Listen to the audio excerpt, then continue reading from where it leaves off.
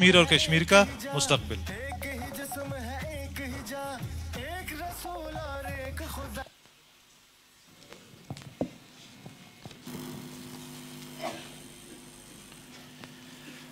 اعوذ باللہ من الشیطان الرجیم، بسم اللہ الرحمن الرحیم۔ جی، سب سے پہلے تو ہمارے جو معزز مہمان گرامی ہیں ان کا بہت شکریہ۔ ہمارے پینل میں ہمارے گیسٹ موجود ہیں۔ ڈاکٹر عتیق الرحمان ابھی راستے میں ہے تو انشاءاللہ وہ بھی ہمیں جوائن کر لیں گے، تو ہم انشاءاللہ پروگرام کا آغاز کرتے ہیں۔ ہمارے دو مہمان ہمارے ساتھ موجود ہیں، ان کا میں بلکہ عتیق الرحمان صاحب کا بھی تعارف کرا دیتا ہوں تاکہ بعد میں ہمارا ٹائم جو ہے وہ نہ ضائع ہو اور کنٹینیوسلی ہم اپنے پروگرام کو آگے بڑھا سکیں۔ تو جی، یہ پینل ڈسکشن ہے۔ مقصد یہ ہے کہ ہمارے جو معزز مہمان ہیں ہم ان کے تجربے، ان کے ایکسپیرینس، ان کے جو خیالات، تاثرات ہیں ان سے بھرپور استفادہ اٹھائیں، اور اس وقت کی جو اوور آل صورتحال چل رہی ہے اس کا ان کے زاویے سے ایک اپنی انڈرسٹینڈنگ، ایک سمجھ جو ہے ہم بلڈ کر سکیں۔ تو ہمارے میرے بالکل ساتھ ہی ہمارے معزز مہمان ڈاکٹر خالد محمود صاحب موجود ہیں۔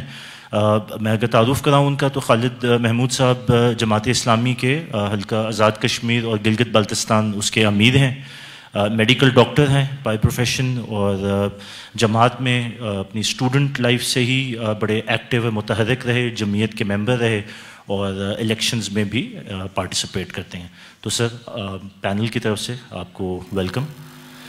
جی، اس کے ساتھ خالد محمود عباسی صاحب موجود ہیں۔ خالد محمود عباسی صاحب تقریباً 3 سال ڈاکٹر اسرار احمد 30 سال سے ڈاکٹر اسرار احمد کی فکر اور ان کی جو ساری جماعت اور ان کی ایکٹیویٹی ہے اس کے ساتھ منسلک ہیں، اور ڈاکٹر صاحب کے ساتھ انہوں نے بڑا قیمتی وقت گزارا، ان کے اسٹوڈنٹ رہے ہیں۔ ڈاکٹر صاحب کی جو عمرانی فکر ہے، یعنی کہ سوشو پولیٹیکل اکنامک تھاٹ، اس کے اس وقت علم بردار ہیں، اور شبان المسلمین کی جو شورا ہے اس کو بھی لیڈ کر رہے ہیں۔ تو خالد صاحب آپ کو بھی ویلکم کہتے ہیں۔ ڈاکٹر عتیق الرحمان صاحب وہ ابھی راستے میں ہیں۔ ان کا کچھ تعارف ہے کہ جی وہ پی ایچ ڈی ہیں اکنامکس میں، اور فیلو ہیں انٹرنیشنل اسلامک یونیورسٹی کے، فیلو ہیں اے جے کے یونیورسٹی کے، اور ان کی جو اسپیشلائزیشن ہے وہ مانیٹری پالیسی میں ہے۔ یہ اکنامکس کا ایک شعبہ ہے، اور ان کے کافی آرٹیکلز اخباروں میں بھی پبلش ہو چکے ہیں۔ تو انشاءاللہ جب وہ آتے ہیں تو ہم ان کے بھی ایکسپیرینس سے استفادہ اٹھائیں گے۔ تو سر، میں پھر آغاز کرتا ہوں آپ کی اجازت سے۔ پہلا سوال ڈاکٹر خالد محمود صاحب، سر آپ کے سامنے میں رکھنا چاہتا ہوں۔ سر، ہم نے اس سیشن میں پچھلے 2 دن میں احیائی تحریکوں کی بات کی، اور یہ جو تحریک اسلامی کا ایک سلسلہ ہے پچھلے 400 سال سے انڈو پاکستان سب کانٹیننٹ کے اندر، ہم نے اس کی ایک پوری ایک ارتقاء دیکھا۔ تو سر، یہ جو احیائی تحریکیں ہیں آپ کی نظر میں آج یہ کہاں کھڑی ہوئی ہیں؟ اور بالخصوص آپ سے ریکویسٹ ہوگی کہ جو کشمیر کاز ہے اس تناظر میں بھی ذرا روشنی ڈالیے گا کہ یہ تحریکیں آج کہاں کھڑی ہیں۔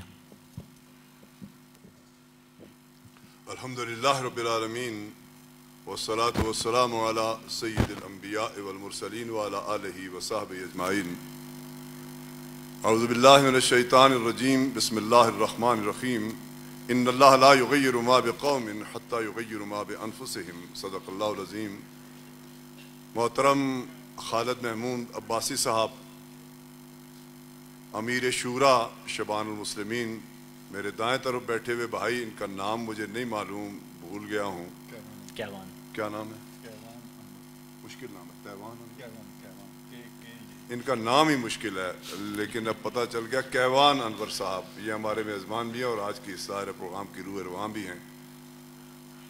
قابل صد احترام بزرگوں اور ملت اسلامیہ کے مجاہد صرف نوجوان بھائیوں، سب سے پہلے تو میں پروفیسر عبدالقیوم قریشی صاحب کا، اپنے محترم دوست کلاس فیلو بھائی سردار اسحاق صاحب کا، نہایتی عزیز ہمارے نوجوان ندیم اشرف صاحب کا دل کے اتھاہ گہرائیوں سے شکر گزار ہوں کہ انہوں نے شبان المسلمین کے، میری اطلاع کے مطابق، سارے پاکستان اور آزاد کشمیر کی کریم کو لا کے راولہ کوٹ میں بٹھایا ہے۔ اللہ تعالیٰ انہیں ڈھیروں اجر عطا فرمائے۔ میں چونکہ میرا خیال ہے کرسی آگے ہو جائے گا، مسئلہ اس کا نہیں ہے، میں پیچھے ہوں۔ کرسی نہیں آگے ہو رہی کوئی ادھر کرسی سے.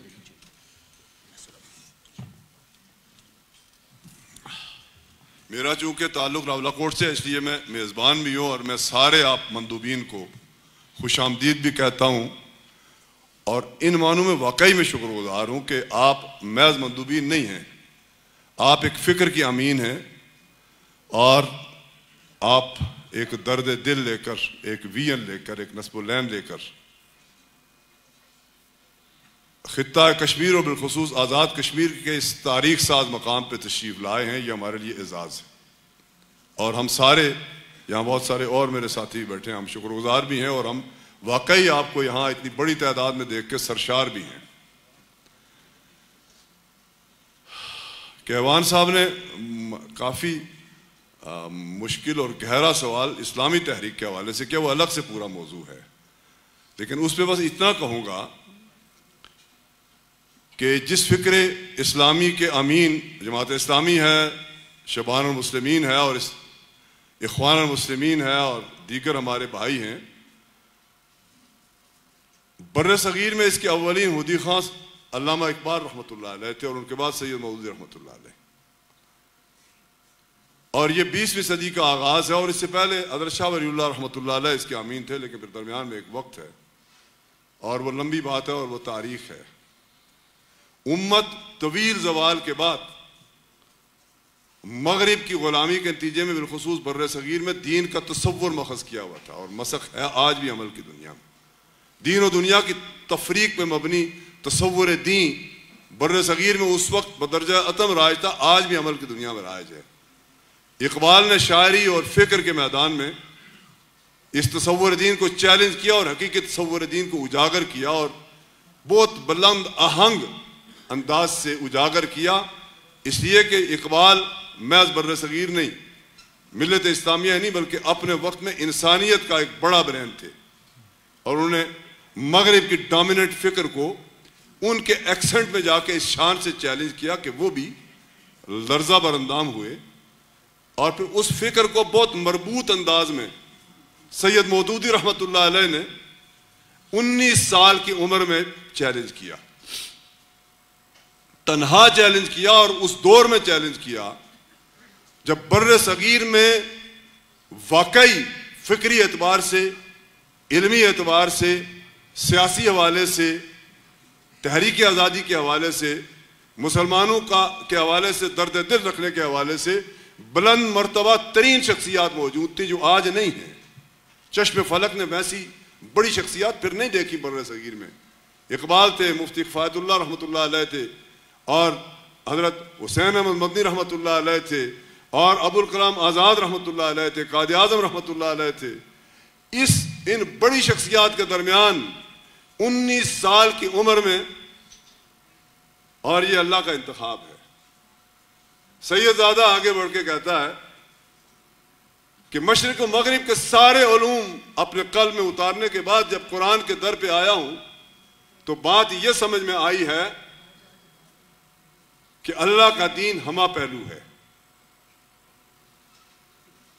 اللہ کے دین کو 2 یا 3 خانوں میں بانٹنا شرک ہے ایک طرح کا.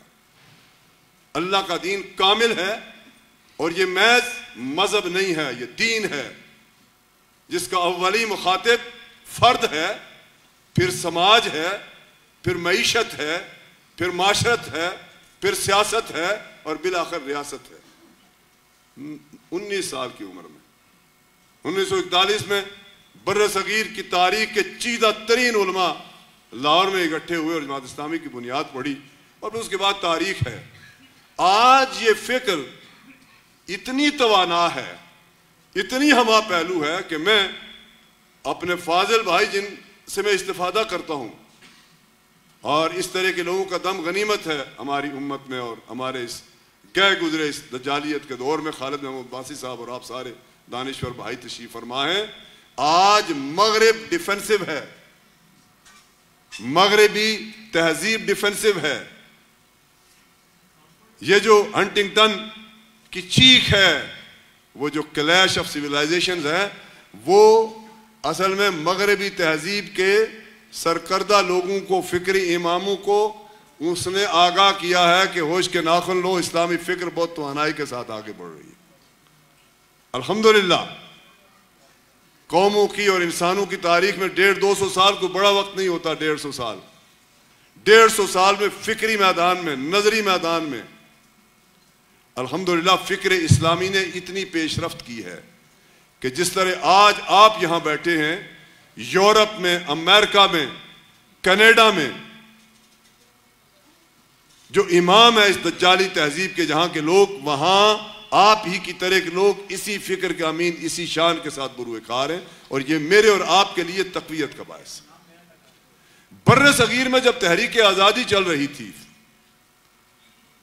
تو اس تحریک آزادی کا ایک کمپوننٹ تحریک آزادی کشمیر بھی ہے، اور جب 3 جون سن 1947 کو بالآخر ایک لازوال تحریک پاکستان کے نتیجے میں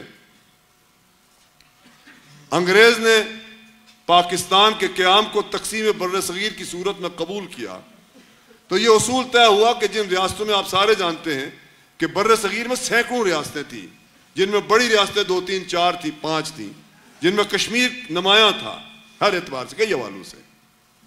آج بھی کشمیر کی ایک خاص پہچان ہے کئی حوالوں سے۔ ایک تو ذہنی طور پہ کشمیری دنیا کی ذہین ترین اقوام میں 3-4 لوگوں میں شمار ہوتے ہیں۔ پھر تاریخی حوالے سے بھی کشمیر کی اپنی تاریخ ہے، شاہ ہمدان رحمۃ اللہ علیہ کی آمد سے لے کے آگے بڑھتی ہے بات۔ تو ریاستوں کو یہ اختیار دیا گیا تھا کہ وہ اکثریت کی بنیاد پر، جو 2 ریاستیں وجود میں آ رہی ہیں نظریاتی بنیادوں پر، پاکستان جدید تاریخ میں پہلی ریاست تھی اسرائیل کے بعد جو نظریاتی بنیادوں پہ وجود میں آئی، جغرافی بنیادوں پہ نہیں، جغرافیہ اس کے بعد وجود میں آیا، نظری بنیادوں پہ اقبال کا الہ آباد کا خطبہ، اور پھر اس کے بعد قرارداد پاکستان، اور پھر ساری تحریک پاکستان۔ پاکستان کا مطلب کیا؟ لا الہ الا اللہ، یہ اس کا عنوان تھا۔ تو پھر ادھر اہل کشمیر نے، جو کہ کشمیر کا الگ ڈوگرا حکمران تھا، ظالم بھی تھا، اس کو ادھر کی آشیرواد بھی تھی، تو اہل کشمیر نے 19 جولائی سن 1947 کو سردار ابراہیم جو 28 27 29 سال کے بیرسٹر تھے، نوجوان، کوئی اور اپنا گھر دینے کو تیار نہیں تھا ڈوگرا رجیم کے زیر سایہ، سنگینوں کے زیر سایہ، انہوں نے اپنے گھر آفر کیا، اور وہاں مسلم کانفرنس کی سینٹرل ایگزیکٹو نے قرارداد علاقے پاکستان منظور کی، جس کا عنوان یہ تھا کہ مستقبل میں اہل کشمیر اس پاکستان کا حصہ ہوں گے جس کا مطلب کیا؟ لا الہ الا اللہ، اور حق کے خود ارادیت کی بنیاد پہ، کثرت کی، اکثریت کی، غالب اکثریت کی بنیاد پہ۔ پھر جب 14 اگست کو پاکستان کو اللہ تعالیٰ نے آزادی کی نعمت عطا کی اہل پاکستان کو، 15 اگست کو اسی راولہ کوٹ کی سیاسی ٹیکری پہ، جو آج دارالجہاد، اور اسے دیکھنے کے لیے آپ جائیے گا اگر وقت نکلے، وہاں دارالجہاد زیر تعمیر ہے، وہاں مینار کشمیر بھی بنا ہے، وہاں اس آزاد کشمیر کے چیدہ لوگوں نے جمع ہو کر اعلان بغاوت کیا، سنگینوں کے زیر سایہ نہتے بے سر و سامانی کے عالم میں کہ پاکستان وجود میں آ گیا ایک دن پہلے، آج کے بعد ہم وقت کی حکومت کے غلام نہیں ہیں، ہم آزادی کی تحریک کا آغاز کرتے ہیں، جہاد آزادی کا آغاز کرتے ہیں۔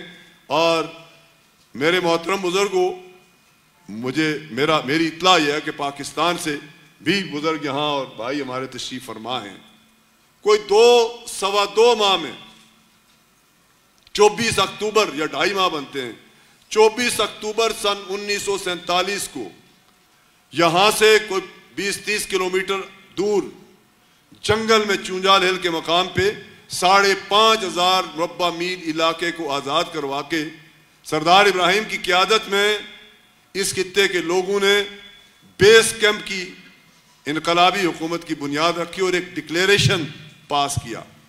ادھر یہ ہوا، اور اسی طرح گلگت بلتستان، مجھے یقین ہے کہ ان کی نمائندگی بھی یہاں کسی نہ کسی صورت میں موجود ہوگی، اور نہیں ہے تو مستقبل میں وہاں بھی شبان کا کمپوننٹ قائم کیا جائے، اور وہ آزاد کشمیر کا حصہ ہو یا پاکستان کا، تو اس کے فوائد ہوں گے۔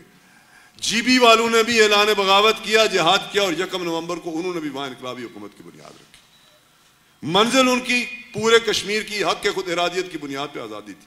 اور ایک بات کہہ دوں اور پھر بات آگے بڑھے گی، کہ ہماری اعانت کے لیے قبائلی علاقوں سے جن پہ پاکستان کے قوانین اور پاکستان کی ریاست کے قوانین، یہ تو حال ہی میں 1-2 سال پہلے ان کا وہاں تک دائرہ بڑھایا گیا ہے، ورنہ وہ اس سے آزاد تھے، وہ اعانت کو آئے ہماری، اور پاکستان کی قوم بھی آئی، ریاست آکن لک گریسی اور انگریز گورنر جنرل، پھر بعد میں قائد اعظم رحمۃ اللہ علیہ، مشکلات کے باوجود پریکٹیکلی اعانت کو نہیں آ سکے۔ آ جاتے تو مجاہدین بارہمولہ میں موجود تھے، راجوری فتح ہو چکا تھا، پونچھ کی دہلیز میں موجود تھے، کشمیر اسی وقت آزاد ہو جاتا۔ ایک خورشید انور نام کا کریکٹر ہے غدار، اللہ جو چاہے اس کے ساتھ سلوک فرمائے، وہ وہاں اگر کسی اپنے فیوچر کے تحفظ کے لیے نہ جمیلے میں رہتا تو بھی کشمیر آزاد ہو چکا۔ تو بارہمولہ قریب ہی ہے سری نگر کے، پھر ہندوستان آ گیا اور اس نے ایئر فورس کے ذریعے سری نگر پہ قبضہ کیا اور پھر ادھر راولہ کوٹ تک۔ چونجا ریل میں دارالحکومت اس لیے بنا تھا کہ وہ چیلوں کے زیر سایہ وہاں ہندوستان کی ایئر فورس کی بمباری سے وہ محفوظ ہوں گی۔ اس کے بعد پھر نہرو مجاہدین کی تحریک آزادی اور جہاد آزادی کے خطرے کے پیش نظر مجاہدین نے اس کی گردن بوچھی ہوئی تھی بر صغیر کے اس سامراج کی، اور ہندو ڈوگرے کو بھگا دیا تھا سری نگر سے، وہ دہلی چلا گیا تھا۔ علاق کی جھوٹی سچی دستاویز وہ الگ سے، وہ ایک ہسٹورین ہیں برٹش، انہوں نے اس کو جعلی قرار دیا ہے، مجھے اس وقت ایلسٹر لیم نام ہے ان کا، انہوں نے اس کے ساتھ وہ بھاگ گیا تھا وہاں سے۔ نہرو گیا ہے اقوام متحدہ میں، نہ مسلمانان جموں و کشمیر گئے تھے نہ پاکستان گیا، نہرو گیا تھا، اور وہاں جا کے اس نے وعدہ کیا اقوام عالم سے سیکیورٹی کونسل کے فلور پر کہ ہم اہل کشمیر کو حق خود ارادیت دیں گے، اور سیکیورٹی کونسل کی 3 قراردادیں ہیں اس حوالے سے جو کشمیریوں کو حق خود ارادیت دیتی، اور اقوام متحدہ کا چارٹر بھی اور ہیومن رائٹس کا جو بین الاقوامی چارٹر ہے اس کی روح سے بھی کسی بھی مقبوضہ علاقے کے لوگوں کو ہر وہ ذریعہ اختیار کرنے کا حق ہے جو ان کی آزادی پہ منتج ہو، اس میں قتال بھی شامل۔ اہل کشمیر اس وقت سے لے کے آج تک میدان عمل میں ہیں، میدان کارزار میں، میدان جہاد میں، اس کے بہت سارے فیزز ہیں۔ 1987 تک اقوام متحدہ کے بہلاوے، اقوام عالم کی عیاری، ہندوؤں کی مکاری اور پاکستان کے حکمرانوں کی نہ کردہ کاری کے نتیجے میں کشمیر کا مسئلہ زندہ تو رہا لیکن پیش رفت نہ ہو سکی۔ 1987 میں مسلم متحدہ محاذ کی صورت میں وہاں کے آزادی پسند، دین پسند لوگوں نے الیکشن میں بھرپور حصہ لیا، جس میں سید صلاح الدین جو آج حزب المجاہدین کے امیر ہیں اور متحدہ جہاد کونسل کے چیئرمین بھی ہیں، انہوں نے بھی حصہ لیا، لال چوک کے رہنے والے ہیں اور یہ جو باقی یاسین ملک صاحب ہیں، یہ سارے لوگ بھی اس وقت نوجوان تھے۔ یہ اس مسلم متحدہ محاذ کے پلیٹ فارم سے سیاسی طور پہ اسمبلی میں پہنچ کے اسمبلی کی قرارداد کے نتیجے میں پرامن طور پہ کشمیری کی آزادی کے متمنی ہوئے اور اس کے لیے جدوجہد کی، لیکن روایتی طور پہ بھارت نے وہاں دھاندلی کی، اور دھاندلی ہی کے نتیجے میں وہاں کٹ پتلی اسمبلی وجود میں آتی ہے۔ جب یہ ہوا تو پھر سن 1988 میں 87 کے اواخر میں وہاں تحریک آزادی نے ایک نئی کروٹ لی، اور 88 ہی میں افغانوں نے روس کو پسپا ہونے پہ مجبور کیا۔ وہ انسینٹیو بھی تھا، اور اس انسینٹیو کی بنیاد پہ اہل کشمیر نے 47 میں یا 1951 میں اقوام عالم کے کہنے پہ جو سیز فائر کیا تھا، جس کو انڈیکیٹ کرتی ہے ہماری سیز فائر لائن۔ اور میرے پڑھے لکھے بھائیوں اور مجاہد صفت عزیزوں، اہل کشمیر نے اس سیز فائر کو خوش دلی سے قبول نہیں کیا تھا۔ کئی لوگ مجھے خود ملے ہیں جنہوں نے بندوقیں توڑ دی تھی غصے میں آ کے کہ ہم آزادی کم کسی سیز فائر پہ نہتے تھے، لیکن پرعزم تھے، جذبہ جہاد سے سرشار تھے۔ یہ 47 کی بات کر رہا ہوں۔ 1951 میں اہل کشمیر نے اقوام عالم کی کے کہنے پہ، ان کی گارنٹی پہ ہتھیار رکھے تھے، پھر 87 میں اٹھائے اور اس شان سے اٹھائے۔ اہل کشمیر کے حوالے سے جو بالخصوص ہمارا اس سری نگر اور قرب جوار کے لوگ ہیں کہ وہ مجاز صرف نہیں ہیں، انہوں نے عملی جہاد میں اس جدید تاریخ میں وہ کارآئے نمایاں سر انجام دیے کہ 2001 میں انڈین آرمی چیف نے وقت کے پرائم منسٹر کو یہ کہا کہ مسٹر پرائم منسٹر، کشمیر کو ہم زیادہ دیر تک بندوق کے زور پر اپنے قبضے میں نہیں رکھ سکیں گے، پاکستان کو مذاکرات میں انگیج کریں اور اس کا کوئی پولیٹیکل سلوشن نکالیں۔ اس موقع پر اور ہمیشہ انٹرنیشنل اسٹیبلشمنٹ کا ساؤتھ ایشیا میں جو اسٹریٹجک پارٹنر ہے وہ انڈیا ہے۔ नजरी एतबार से भी, नजरियाती एतबार से भी सेकुलरिज्म का ढोंग रचा कर अमलन हिंदू तवा के अलंबरदार दुनिया की मुतासब तरीन कौम अगर कोई है तो वो वहाँ का गासिब हिंदू ब्राह्मण है, जिससे अपने दलित और शूदर और दीगर लोग भी महफूज नहीं हैं। लेकिन बैन अक़वामी बरादरी को सेकुलरिज्म का ढोंग रचा के बेवकूफ़ बनाया और माजरत खाऊं आबादी के एतबार से बड़ा मुल्क है, तजारती मंडी है, और चाइना के मुकाबले में और पाकिस्तान के मुकाबले में इंटरनेशनल एस्टैब्लिशमेंट अमेरिका की क़यादत में हमेशा उसे अपना जियो स्ट्रेटेजिक पार्टनर समझती रही। इससे फ़ायदा उठाकर जब भी अहले कश्मीर ने पेशरफ्त की और पाकिस्तान की रियासत ने उनके हकीकी पुश्तिबान का किरदार कभी अदा किया, तो हिंदुस्तान ने इंटरनेशनल एस्टैब्लिशमेंट को दुहाई दी और उन्हें अपनी इयानत के लिए बुलाया। और इसी तरह मुशर्रफ की सूरत में बैन अक़वामी एस्टैब्लिशमेंट का गमाश्ता अफगान जिहाद और कश्मीर जिहाद की पीठ में छुरा घोंपने के लिए इस्लामाबाद में मुसल्लत किया गया। आज वो बिस्तर मर्ग पे एड़ियां रगड़ रहा आपने किए की सजा के तौर पर। जिहाद में जिहाद आज़ादी को ज़ोह पहुंचाया गया, तफसीलात बाकी, वरना कश्मीरी बहुत शान के साथ जिहाद और किताब के मैदान में आगे बढ़ रहे थे और उन्होंने हिंदुस्तान की 9-9.5 लाख फौज को जिच कर रखा था, मजबूर कर रखा था। और वो पाकिस्तान पे हिंदुस्तान की रियासत मुज़ाकरात में मजबूर थी कि हमारे भाई मुशर्रफ साहब 4 रीजन 4 रीजन का इंटरनेशनल एस्टैब्लिशमेंट का एजेंडा लेके आए। और फिर उस वक्त अमीर थे हमारे आज़ाद कश्मीर के सरदार एजाज अफसर साहब, अल्लाह उनको दराज़ी उम्र अता करे, उन्होंने जिस शान से मुशर्रफ के मुंह पे उसके 4 रीजन 4 रीजन का तिया पांचा किया, वो भी पाकिस्तान की तारीख का, आज़ाद कश्मीर का तारीख का दरशिंदा तरीन बाब है। पाकिस्तान के किसी डिक्टेटर को इस शान से मैं नहीं समझता कि पहले या बाद में कोई मुखातिब कर सका होगा। वही तसलसल है। आज इमरान साहब उधर थे और आज हमारे शहबाज साहब हैं, और फिर इनके पीछे जो हमारे असल हुक्मरान हैं और इनके पीछे इंटरनेशनल एस्टैब्लिशमेंट है, इन्होंने तकसीम कश्मीर को अमलन कबूल कर लिया है 5 अगस्त सन 2019 को। मैं खुल के बात करता हूं, करता रहूंगा जब तक जिंदा हूं, इसलिए कि अगर नहीं कबूल किया हुआ था तो पाकिस्तान की रियासत, जिसे हम अपना मोहसिन समझते हैं अहले कश्मीर, और हम ही नहीं समझते, सारा आलम इस्लाम अपनी उम्मीदों का मरकज़ व महवर समझता है, चूंकि नजरियाती रियासत है और इसके रियासत के लोग रसूलुल्लाह से मोहब्बत करने वाले, इश्क करने वाले लोग हैं, दीन से मोहब्बत करने वाले लोग हैं। कौम से, रियासत से हमें कोई गिला नहीं, हुक्मरानों से हम हमेशा शिकवा कुना रहे, आज भी। 5 अगस्त को मोदी ने अमलन मकबूजा कश्मीर लद्दाख को अपना हिस्सा बना दिया, टेरिटरी का हिस्सा बना दिया, आइन में तरमीम कर दी। इधर से जिस किरदार की तवक्को थी वो अदा नहीं हुआ, और हमारी इत्तला यह है कि ये आगाह थे 5 अगस्त के इक़दाम से। और जब इस्लामाबाद ने कमजोरी दिखाई तो फिर आज़ाद कश्मीर वाले हरकत में आए, जमात इस्लामी की क़यादत में, वो भी एक तारीख है। मुस्तकबिल की बात की है मेरे भाई ने, मैंने लंबी बात कर ली, मैं माजरत खाऊं, बस बात खत्म करता हूं। मुस्तकबिल एक जुमले में अगर सुनना चाहते हैं तो कश्मीर की आज़ादी। मुझे जिस तरह कल सूरज तुलू होने का यकीन है, इसी तरह पाकिस्तान में इस्लामी इनकलाब और कश्मीर की आज़ादी का यकीन है, अल्लाह की नुसरत के भरोसे पर, रसूलुल्लाह से निस्बत की बुनियाद पर, और अहले कश्मीर की लाजवाल बेमिसल कुर्बानियों। 5 लाख शहदा, अल्लाह एक शहीद के एक खून के कदरे की कदर करने वाली शाकिर अलीम ज़ात हैं। 5 लाख शहदा की अमीन तहरीक है, उसे ज़ौक़ पहुंचाया जा सकता, उसे मंजिल से दूर नहीं किया जा। कश्मीर आज़ाद होगा, हक के खुद इरादियत की बुनियाद पे होगा, इस्लाम के ज़ेर साया होगा, पाकिस्तान के इस्तेहकाम का उन्वान बनेगा, और जब कश्मीर आज़ाद होगा तब ही पाकिस्तान इस्लामी जमहूरिया पाकिस्तान बनेगा। इसलिए कि पाकिस्तान में जब लफ्ज़ के नहीं है तो फिर पाकिस्तान अधूरा है, और उस पाकिस्तान की तकमील का बेड़ा अहले कश्मीर ने 47 में उठाया था।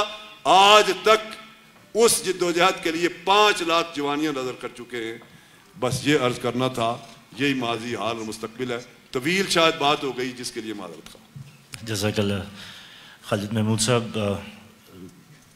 बहुत ही आपने एक कह लें कि डिटेल्ड और एक बहुत अच्छे तरीके से जो ये हयाई तहरीकों का माजी और ख़ास तौर पे जो इस खित्ते के साथ इसका जो रोल जुड़ता है, ये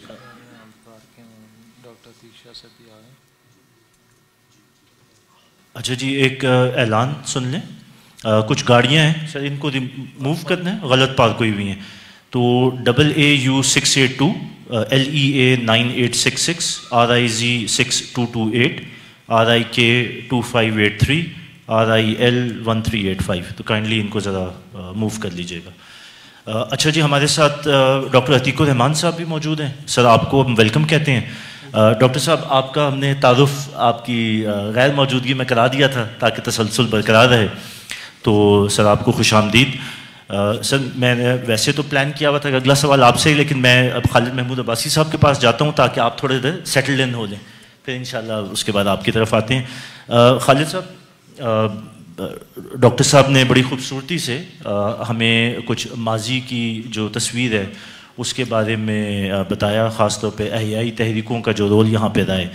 سر انہوں نے جہاں سے چھوڑا تھا وہیں سے ایک سوال میں آپ کے سامنے رکھنا چاہتا ہوں کہ جب میں فیوچر کو دیکھ رہا ہوں اور جب ہم اس خطے کے ایک فیوچر کے بارے میں کچھ سوچتے ہیں، پلاننگ کرتے ہیں، تو آپ کی نظر میں یہ جو احیائی تحریکیں خاص طور پہ کشمیر کو سامنے رکھتے ہوئے، ان کا کیا رول آپ دیکھ رہے ہیں، اور کشمیر اس تناظر میں یا ان تحریکوں کی وجہ سے آپ کو کہاں جاتا نظر آ رہا ہے؟ جی، بسم اللہ الرحمن الرحیم. دیکھیے، ہم نے پچھلے 2 دنوں میں ہندوستان میں جو احیائی عمل ہوا ہے اس کا احاطہ کرنے کی کوشش کی ہے، اور نہایت اختصار کے ساتھ اور بہت ہی جامعیت کے ساتھ محترم جناب ڈاکٹر خالد محمود صاحب نے بھی اس کی طرف ریفر کیا ہے. اور مجھے بڑی خوشی ہوئی کہ شاہ ولی اللہ تک انہوں نے بات پہنچائی ہے. اور اس میں کوئی شک نہیں کہ شاہ ولی اللہ جو ہیں وہ ان کی ایک تو دینی خدمات ہیں، لیکن وہ ایک مفکر کی حیثیت بھی رکھتے تھے. اور ہمارے ہاں ان کے دینی علم کے وارث تو بہت ہیں، لیکن ان کے فکر کے وارث پھر بعد میں علامہ اقبال ہی سامنے آئے ہیں. تو ہندوستان میں یہ جو غلغلہ اٹھا ہے کہ جس نے پھر پوری دنیا کو متاثر کیا ہے، اور وہ بات پھر یہاں تک پہنچی ہے کہ اعلیٰ ترین ایوانوں میں دنیا کی سطح پہ اب یہ خطرہ محسوس ہونے لگا کہ 21ویں صدی اسلام کی صدی ہوگی. تو اس کے پیچھے کچھ لوگوں کی محنت ہے کہ جس کے نتیجے میں یہ نظر آیا ہے. اچھا، اب اس میں آپ اگر ہندوستان کے اعتبار سے دیکھیں تو ہم یہ دیکھ رہے ہیں کہ پچھلے 40 سالوں میں ہندوستان پورا، پاکستان سمیت، انتہا پسندی کی لہر کی لپیٹ میں ہے. اس میں ایک حصہ تو آپ بہت جلدی مان لیں گے کہ ہندوستان میں جو ہندوتوا کی تحریک ہے وہ ایک انتہا پسندانہ، متشدد، بلکہ حقیقی معنی میں دہشت گرد اگر کوئی تنظیم ہے تو وہ RSS ہے، اور جو دہشت زدہ کرنا جس کا کام ہے. ہمارے ہاں بھی ایک سوچ پیدا ہوئی ہے، یہ ذرا آپ کو شاید قبول کرنا مشکل ہو، لیکن یہ کہ بہرحال انتہا پسندی نے ہمارے ہاں بھی جنم لیا ہے. وہ ایک اور صورت ہے کہ جس میں ہم نے پچھلے 10 سالوں میں بہت سارا جو ہے نا وہ فساد اپنے ہاں دیکھا ہے. میں اس کی زیادہ تفصیل میں نہیں جانا چاہتا، لیکن بہرحال وہ بھی ایک انتہا پسندانہ سوچ ہے جو یہاں بھی پیدا ہوئی ہے. اچھا، صرف ہندوستانی تک بات نہیں محدود، بلکہ یہی انتہا پسندانہ سوچ باقی دنیا میں بھی ہمیں اٹھتی نظر آ رہی ہے.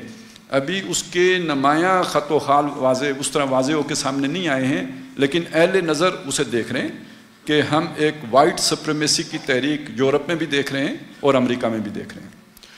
جیسے کبھی BJP آئی تھی تو ایک سافٹ امیج لے کے آئی تھی جب پہلی دفعہ آئی تھی، اور اصل اس کا مکروہ چہرہ 2013 کے بعد ظاہر ہوا ہے. اسی طرح جو وائٹ سپریمیسی کی تحریک امریکہ میں ہے اس کا ایک سافٹ، اب میں سافٹ کہہ رہا ہوں تو آپ اندازہ لگائیں کہ ہارڈ کیا ہوگا، سافٹ چہرہ اس کا ٹرمپ تھا. تو خطرہ یہ ہے کہ امریکہ میں یہ تحریک دوبارہ سر اٹھائے گی اور اسی طرح کے لوگ مزید بھی آئیں گے وہاں پہ.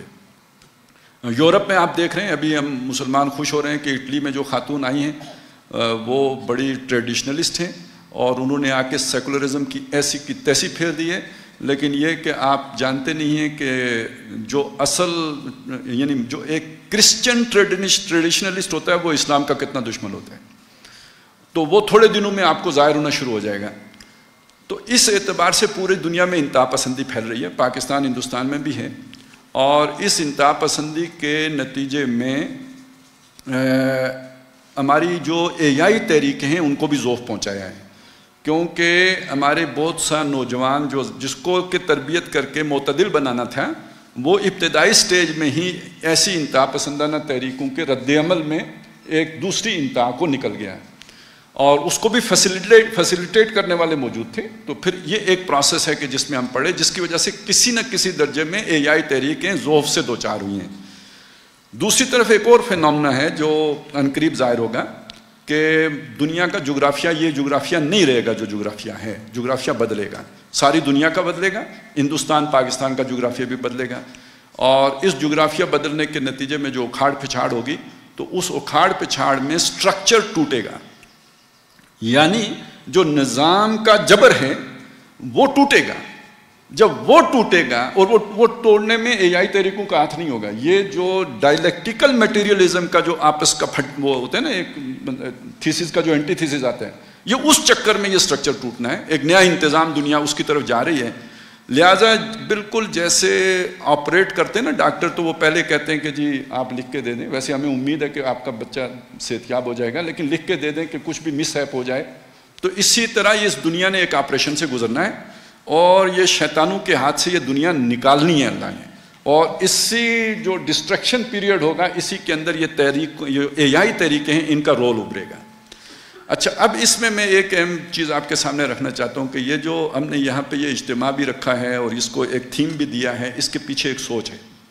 وہ سوچ آپ کے سامنے رکھنا چاہتا ہوں کہ پورے ہندوستان کے اعتبار سے افغانستان، گلگت بلتستان، کشمیر اور KPK کا بھی ایک حصہ، اس کی ایک اہمیت ہے. اور اس اہمیت کو اگر آپ نے سمجھنا ہو، اسٹریٹجیکل اہمیت ہے، اس کو اگر آپ نے سمجھنا ہو تو تحریک شہیدین کی جو اسٹریٹجی تھی اس کو ریڈ کریں، اسے پڑھیں. کہ وہ دہلی میں بیٹھے ہوئے، لیکن جب وہ سوچ رہے ہیں کہ ہم نے انگریز کو ہندوستان سے نکالنا ہے، تو وہ دہلی میں اپنی تحریک کو نہیں شروع کر رہے. وہ وہاں سے نکلے، افغانستان گئے، پھر پشاور کے راستے آئے، پھر انہوں نے اپنے سامنے کشمیر کو رکھا کہ اس سارے علاقے کو ہم اپنے قبضے میں لے کے پھر پنجاب اور اس کے بعد پورے ہندوستان سے انگریز کو نکالیں گے. ذرا اس کو آپ ذہن میں رکھیں تو وہ اسٹریٹجی آپ کی سمجھ میں آئے گی کہ اگر آپ نے ہندوستان کے اوپر غالب آنا ہے تو شروع کہاں سے کرنا ہے اور ختم جا کے کہاں پہ کرنا ہے. لہٰذا یہ جو اب ایک نیا آپ دیکھ رہے ہیں جو چینج، امریکہ جیسی سپر پاور کا 20 سالوں کے بعد ناکام ہو کے افغانستان سے نکل جانا خدا کے منصوبے کی ایک بہت بڑی جھلک ہے، ایک بہت بڑی نشانی ہے، آیت ہے، یہ سمجھ لیں. اور یہ وہ جگہ ہے جہاں سب سے پہلے تحریک شہیدین والوں نے قدم رکھے تھے. اس کے بعد بات آگے بڑھائیں کہ کشمیر میں 40 سال سے تحریک چل رہی ہے. اور یہ بات ذہن میں رکھیں کہ جو انقلابی اللہ والے ہوتے ہیں نا، ایک اللہ والے وہ ہوتے ہیں جو ہمارا تصور ہے، ایک اللہ والے وہ ہوتے ہیں جو قرآن کا تصور ہے. جو قرآن کے اللہ والے ہوتے ہیں نا، وہ مدرسوں میں نہیں بنتے، وہ اکیڈمیوں میں نہیں بنتے. وہ اکیڈمی کاکول والی اکیڈمی ہو یا کوئی اور اکیڈمی ہو، اللہ والے اکیڈمیوں میں نہیں بنتے، مدرسوں میں نہیں بنتے، خانقاہوں میں بھی نہیں بنتے. اصل قرآنی اللہ والے بنتے ہی میدان جنگ میں ہیں، آزمائشوں میں بنتے ہیں. تو خاک میں مل اور آگ میں جل، جب خشت بنے تب کام چلے.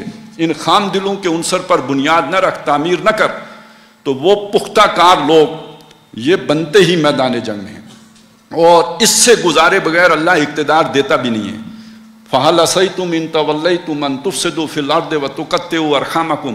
صحابہ کو اگر اللہ کہہ دیتا ہے کہ آزمائش کے بغیر اگر میں تمہیں اقتدار دے دوں تو اندیشہ ہے کہ تم بھی فساد مچاؤ گے اور رحمی رشتے قطع کرو گے.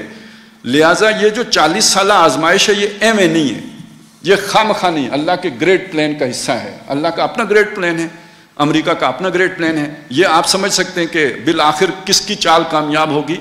وَمَكَرُوا وَمَكَرَ اللَّهُ وَاللَّهُ خَيْرُ الْمَاكِرِينَ. تو آج کی دنیا کو اگر آپ سامنے رکھیں، کسی ایک جگہ پہ اگر حزب اللہ اکٹھی بنے گی تو وہ سمیش کر دی جائے گی. اللہ نے اپنا منصوبہ بنایا، ایک کام ایک جگہ پہ ہو رہا ہے، دوسرا کام دوسری جگہ پہ ہو رہا ہے، تیسرا کام تیسری جگہ، کوئی فکر کو لے کے چل رہا ہے، کوئی آرمڈ کانفلکٹ میں ہے. یہ حزب اللہ تیار ہوتی رہی اس خطے کے اندر. اور اب اگر اللہ کی حکمت میں ہے تو وہ اس خطے کو ایک خطے میں بدل دے گا. اور جب اللہ بدلنے پہ آتا ہے تو موسیٰ جو ہے وہ فرعون کے گھر میں پرورش پاتا ہے. کیا معلوم کہ امریکہ جو منصوبہ لے کے آ رہا ہے گریٹر پختونستان کا اور انڈیپینڈنٹ کشمیر کا، یہی در حقیقت اللہ کے منصوبے کی تکمیل کا بنیاد بن جائے، اساس بن جائے. لہٰذا ہماری جو امید ہے اصل میں وہ اس خطے کے سے ہے، جسے کبھی خراسان بزرگ یا چلیں ایکسٹینڈڈ خراسان بزرگ کہہ لیں.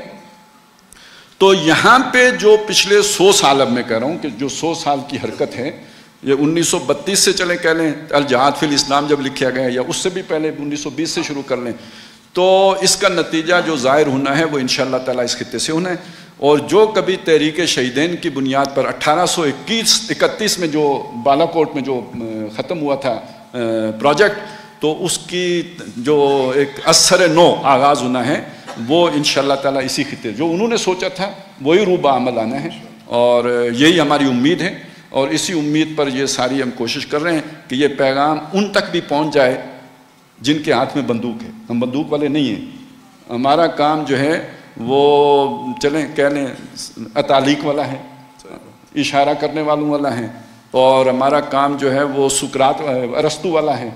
ٹھیک ہے، لیکن جو اصل کام تو وہ کریں گے جو بندوق والے ہیں. اور بندوق والوں کی مت ماری ہوئی ہے امریکہ کے ڈالروں نے، تو ہم انہیں مت دے رہے ہیں کہ تمہاری زندگی امریکہ کے ڈالروں میں نہیں ہے، تمہاری زندگی نظریہ پاکستان میں ہے، تمہاری زندگی یو ٹرن میں نہیں ہے، تمہاری زندگی جو صاف کھڑے ہوئے یمشی جو سویًا علی صراط مستقیم میں ہے. تمہاری ایگزسٹنس کے لیے اس وقت دنیا میں حالات سازگار نہیں رہے ہیں. اب تمہیں امداد نہیں ملنی ہے، اب تمہیں عیاشیاں نہیں کرائی جانی ہیں. اب اگر تم نے سروائیو کرنا ہے، بچنا ہے، تمہاری چودراہٹ باقی رہنی ہے، بلکہ تمہارا وجود باقی رہنا ہے، تو وہ اس نظریے کے ساتھ ہے. نہیں تو آپ ختم ہو جاؤ گے، مٹ جاؤ گے. آپ کو یہ دنیا نے یہ ابھی جو آئی ایم ایف نے پروگرام دیا ہے، تو کیوں دیا ہے؟ آئی ایم ایف میں آپ کو بتا چکا ہوں امریکی پالیسی کا ٹول ہے، وہ اس کے وارفیئر کا حصہ ہے، وہ ایک ہتھیار ہے. اور وہ اگر ہمیں پروگرام دے رہا ہے تو جو کچھ انہیں کھٹکتا ہے، ہم نے مانا ہے کہ ہم اس معاملے میں کچھ آپ کے ساتھ تعاون کریں گے، تب یہ پروگرام ملا ہے، نہیں تو نہیں ملنا تھا. ایف اے ٹی ایف سے آپ نہیں نکل سکتے تھے جب تک کہ آپ نے کچھ نہ مانا ہوتا. اور وہ کیا ہو سکتا ہے؟ وہ ڈی اسلامائزیشن ہے. وہ کیا ہو سکتا ہے؟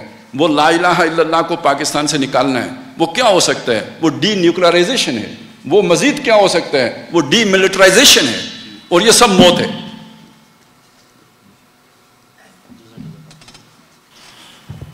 جی جزاک اللہ خالد صاحب. اور آپ نے بالکل سر بجا کہا کہ یہ جو ابھی حالیہ ہم نے قریب میں دیکھا کہ ٹرانسجینڈر بل بھی ایشو ہو گیا اور پاس ہو گیا یہاں سے، تو یہ چھوٹی چھوٹی نشانیاں ہیں میرے خیال میں اسی ڈائریکشن کی. سر اسی سلسلے کو ہم آگے بڑھاتے ہیں، اور ڈاکٹر عتیق الرحمان صاحب ہمارے ساتھ ہیں، ان سے اسی سلسلے میں لیکن تھوڑے ایک ڈفرینٹ زاویے سے، اور وہ ظاہر ہے ان کی فیلڈ ہے اکنامکس کی. تو ڈاکٹر صاحب آپ سے کچھ میں یہ پوچھنا چاہوں گا، سمجھنا چاہوں گا کہ سر جب ہم اکنامکس کی اور معیشت کے فرنٹ کی بات کرتے ہیں تو ہم دیکھتے ہیں کہ پاکستان بشمول کشمیر ہم کافی پیچھے رہ گئے. اچھا سر، میں ایک اگر انسیڈنٹ یا ایک ایونٹس کچھ ریسنٹ پاسٹ کے کوٹ کروں تو ہم نے دیکھا کہ ابھی ریسنٹلی اے جے کی ٹورزم ڈیولپمنٹ اتھارٹی بنی. اچھا سر، اسی طرح ہم بارڈر کی دوسری طرف دیکھتے ہیں تو وہاں پہ بھی ٹورزم میں فوکس بڑھتا جا رہا ہے. نریندر مودی کشمیر آیا اور اس نے کشمیر کے نوجوانوں کو 2 چوائسز دیں، یا تو ٹورزم ایکسیپٹ کر لو یا ٹیررزم ایکسیپٹ کر لو، دا چوائس از یورز. تو سر ظاہر ہے یہ ساری چیزیں، ٹورزم بھی معیشت کا ایک بڑا حصہ ہے، ہم بھی اس پہ فوکس کر رہے ہیں. جیسے ڈاکٹر خالد محمود صاحب نے کہا کہ شاید یہ سیٹلمنٹ پری ایگریڈ تھی اور بارڈرز شاید سیٹل کرنے کی ہی نیت اب دونوں سائڈوں پہ موجود ہے. تو سر معیشت کے پوائنٹ آف ویو سے آپ کیسے دیکھ رہے ہیں کہ ہم کہاں کھڑے ہوئے ہیں اور کشمیر کا فیوچر معیشت کے پوائنٹ آف ویو سے کتنا ونریبل ہے؟ السلام علیکم. سب سے پہلے تو بہت شکریہ مجھے یہاں پہ موقع دینے کے لیے. اچھا، یہ بڑا انوکھا سا کیس ہے پاکستان کا اور آزاد کشمیر کا، دونوں کا اگر آپ دیکھیں اس حوالے سے کہ جو بھی آپ کے پاس ایک تیز ترقی کے لیے جو چیزیں چاہیے ہوتی ہیں نا، وہ ساری ہمارے پاس نہ صرف دستیاب ہیں بلکہ بہت ہی وافر مقدار میں دستیاب ہیں. کیا چاہیے ہوتا ہے ترقی کے لیے؟ آپ کو انسانی وسائل چاہیے. تو انسانی وسائل اگر آپ کشمیر میں دیکھیں یا پاکستان میں دیکھیں تو یہیں سے لوگ اٹھے ہیں جنہوں نے پورے خلیج کے علاقے کو جو ہے وہ ترقی یافتہ بنا دیا، تو وہ لوگ یہیں کے صحیح۔ اگر آپ قدرتی وسائل کی بات دیکھیں تو یہ آزاد کشمیر کا ایک چھوٹا سا خطہ ہے، اس کے اندر وسائل کی اتنی بھرمار ہے کہ آپ گنتی کرنے پہ آئیں تو مشکل ہو جائے۔ 8-10 ہزار میگا واٹ کے یہاں پہ صرف بجلی کی گنجائش موجود ہے، اور اس کے علاوہ ہمارے پاس جو مثلا آزاد کشمیر ٹوٹل 13,000 کلومیٹر کا علاقہ ہے، اس کے اندر جو بلند ترین پہاڑ ہے نا اس کی بلندی ہے 21,700 فٹ۔ اس کے مقابلے کا پہاڑ دنیا کے 5 براعظموں میں کہیں بھی نہیں ہے۔ تو اس قسم کے وسائل ہمارے پاس موجود ہیں۔ تیسری چیز ہوتی ہے مالیاتی وسائل۔ اب اسٹیٹسٹکس اگر آپ اٹھا کے دیکھیں تو پتہ چلتا ہے صرف آزاد کشمیر کے لوگوں نے بینکوں میں جو پیسے رکھے ہوئے ہیں وہ ہیں 475 بلین، 475 ارب روپے، اور ان کا 5% بھی آزاد کشمیر پر خرچ نہیں ہوتا ہے۔ تو تینوں قسم کے وسائل موجود ہیں، اس کے باوجود یہاں پہ ترقی کیوں نہیں ہوتی؟ تو مسئلہ یہ ہے کہ یہاں پہ ایک یہ ہم اکثر اوقات جب سودی نظام پہ یا اس قسم کی چیزوں پہ تنقید کر رہے ہوتے ہیں نا تو ہمارے ذہن میں وہ ہوتا ہے جو ہمیں مذہبی اعتقاد دیا گیا ہے اس کی بنیاد پہ ہم کر رہے ہوتے ہیں، لیکن اس کو چھوڑ دیں، صرف حقائق کی بنیاد پہ بات کریں نا تو یہ صرف سودی نظام ہے جس کی وجہ سے ہم ترقی سے پیچھے ہیں۔ آپ لوگوں نے پاکستان میں سیاستدانوں کی تقاریر کو تسلسل سے سنا ہوگا، کیا بتاتے ہیں پاکستان کا سب سے بڑا مسئلہ کون سا ہے؟ قرض۔ جب عمران خان صاحب آئے تو انہوں نے کہا سب سے بڑا مسئلہ ہے قرض۔ اگر آپ پاکستان کا بجٹ اٹھا کے دیکھیں نا پچھلے 8-10 سالوں کا، تو اس میں جو اندرون ملکی قرض ہے اس کی واپسی کے لیے 1 روپیہ بھی نہیں رکھا گیا۔ پچھلے 10 سالوں میں اندرون ملکی قرض کی واپسی کے لیے 1 روپیہ بھی نہیں رکھا گیا۔ تو پھر یہ قرض کا شور کیوں مچاتے ہیں؟ بنیادی طور پہ مسئلہ قرض نہیں ہے، قرض کے اوپر سود کا مسئلہ ہے، اور وہ سود کا مسئلہ جو ہے پھر وہ حکومت کو بھی نقصان دیتا ہے، وہ عوام کو بھی نقصان دیتا ہے۔ اگر ہم اسی معیشت کو تھوڑا سا، دنیا نے اتنی تیز ترقی کیسے کی؟ انہوں نے سود کی شرح کو، جاپان وہ کہاں پہ پہنچ گیا اور وہاں پہ شرح سود بالکل ختم ہو گئی، زیرو ہو گئی، اور اسی طرح جب بھی ان کو ترقی چاہیے ہوتی ہے اس وقت یہ شرح سود کو کم کرتے ہیں۔ تو اس سے صاف پتہ چلتا ہے، یعنی جو آپ معاشی نظریات کا مطالعہ کریں تو وہ صاف کہتے ہیں کہ بھائی جب بھی آپ شرح سود کو کم کریں گے ترقی ہوگی۔ ہم کہتے ہیں بھائی ختم کر دو، بھائی ترقی ہمیں چاہیے، ہم چاہتے ہیں کہ دنیا کی طرح ہم بھی کچھ، ہمارے بچے بھی آزادی سے اور عزت سے کما سکیں، تو اس کا طریقہ یہی ہے آپ شرح سود کو صفر کر دو، جیسے دنیا نے کیا اور وہ اسی بنیاد پہ ترقی کی۔ اب یہ پچھلے 3-4 مہینوں سے کیا ہو رہا ہے، دوبارہ سے سود کے اوپر جو ہے وہ دنیا، جس چیز کو تقریباً زیرو کیا ہوا تھا پچھلے 3-4 مہینوں سے واپس اس کو بڑھا رہے ہیں مسلسل۔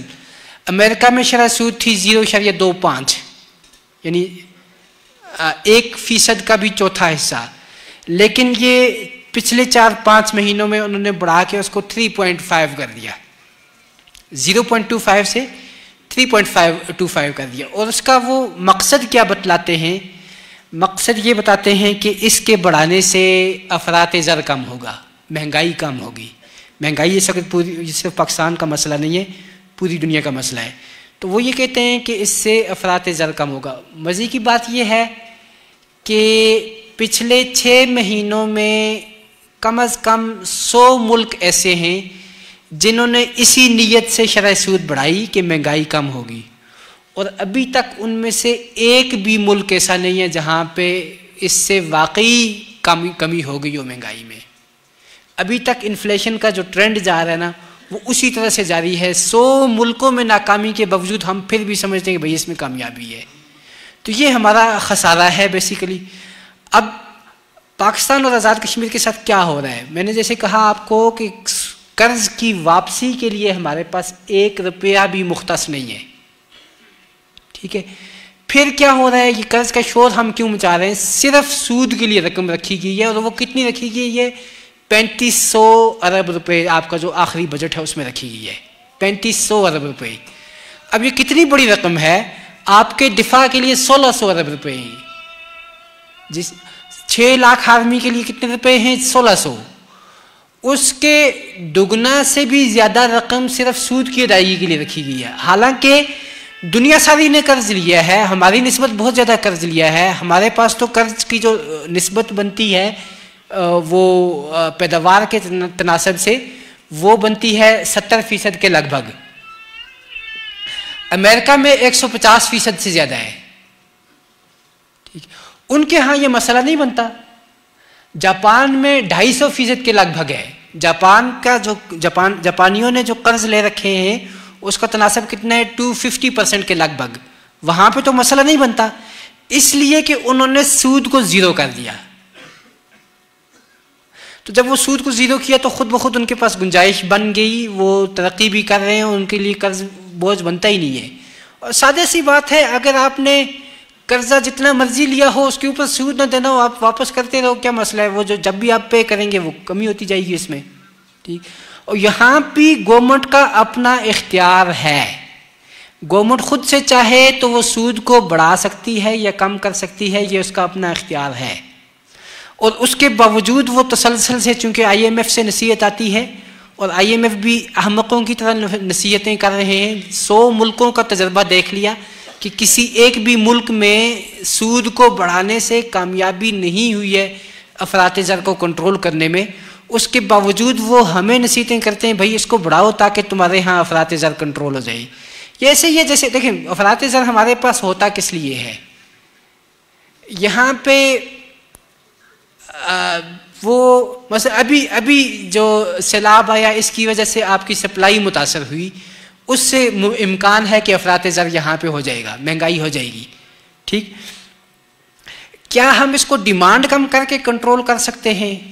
ایسے ہی ہے جیسے بندے کو بیماری سر کا درد ہو اور وہ اس کے علاج کے لیے پاؤں پہ یا کسی اور جگہ پہ وہ جا کے وہ کچھ اس کی ٹریٹمنٹ شروع کر دے, اس کی سرجری شروع کر دے, تو یہ تو بات بنتی نہیں ہے. جب تک آپ کا یعنی آپ پچھلے اسٹیٹ بینک کی 8-10 مانیٹری پالیسی اسٹیٹمنٹ اٹھا کے دیکھیں, ہر جگہ پہ انہوں نے یہی تذکرہ کیا ہوا ہے کہ افراط زر سپلائی کی وجہ سے ہے, اور سود بڑھانا جو ہے وہ سپلائی کو نہیں افیکٹ کرتا, وہ بلکہ ڈیمانڈ کو کم کرتا ہے. تو جب مسئلہ ہی سپلائی کی وجہ سے آ رہا ہے تو ڈیمانڈ کو کم کر کے اس کو کیا کرو گے؟ تو یہ جو غلط پالیسی ہے سود کی جو رکھی ہوئی ہے انہوں نے, اس کی وجہ سے ہمارا 3500 ارب ضائع ہوتا ہے. اور 3500 ارب کا میں آپ کو مختصر سا حساب یہ بتاؤں کہ جو پاکستان کی وفاقی حکومت ہے اس کے سارے ملازمین یعنی جتنے بھی سویلین محکمے ہیں بشمول قومی اسمبلی, بشمول سینٹ, بشمول تمام وزارتیں, ان سب کا بجٹ ملا کے 350 ارب سے کم رہتا ہے. ان سب کا بجٹ ملا کے 350 ارب سے کم رہتا ہے.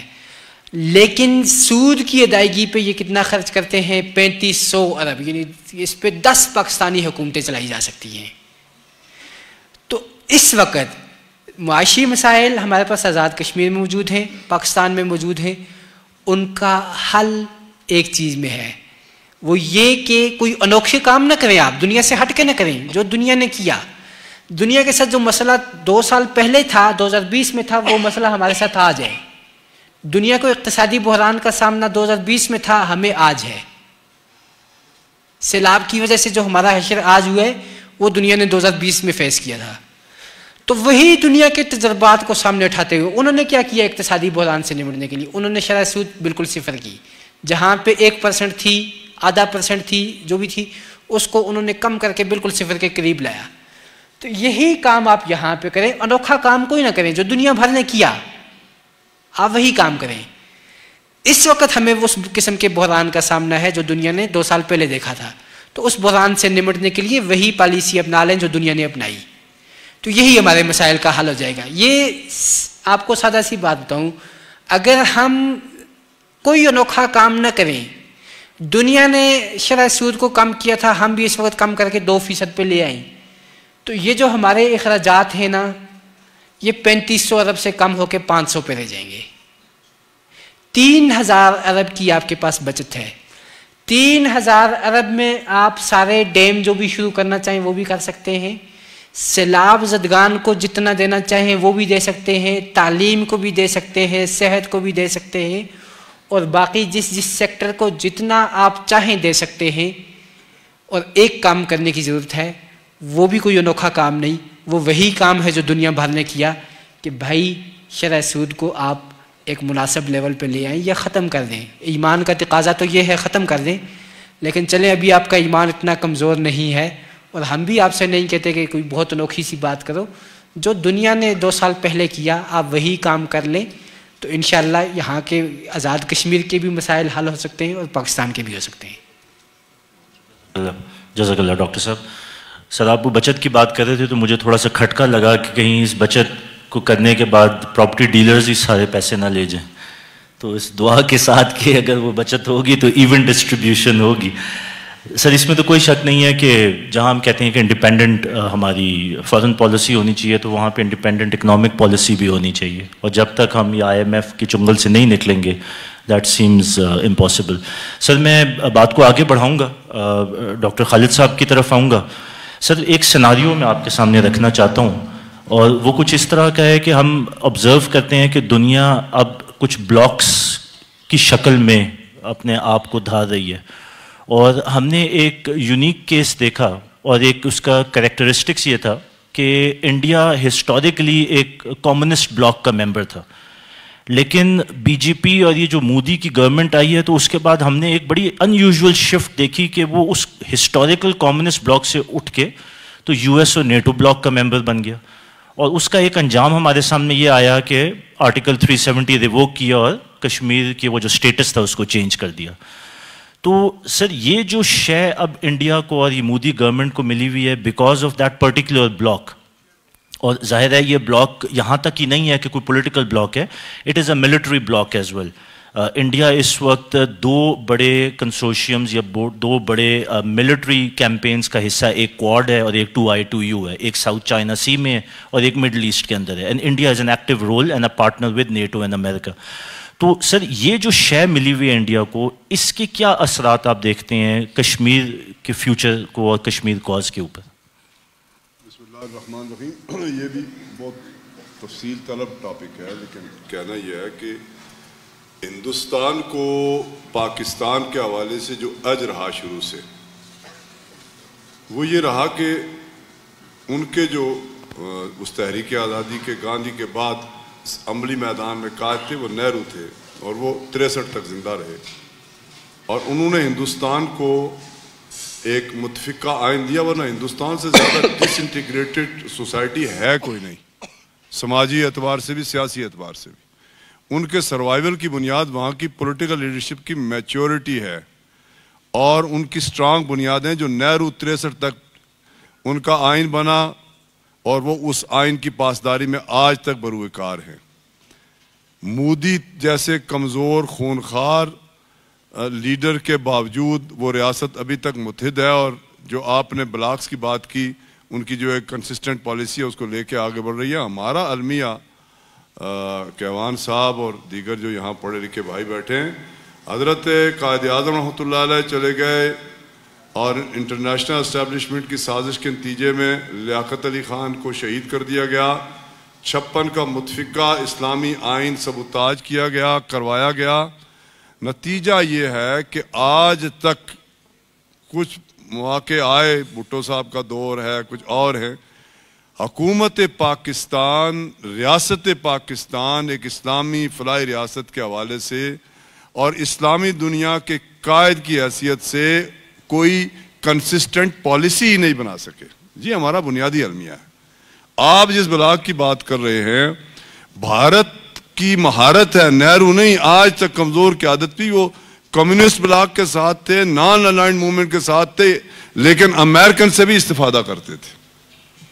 ہم سیٹو نیٹو اس حوالے سے امریکہ کی جھولی میں جا کے گرے اور پھر ایسے گرے کہ آج تک وہاں سے اٹھ ہی نہیں سکے. اور ہم اس لیے کہ ہمیں لیاقت علی خان کے بعد آج تک میں جسارت کر رہا ہوں، لیکن واقعی ہمیں پاکستانی قوم کے خوابوں اور آدرشوں کو لے کے آگے بڑھنے والی میچور قیادت بدقسمتی سے میسر نہیں آ سکی.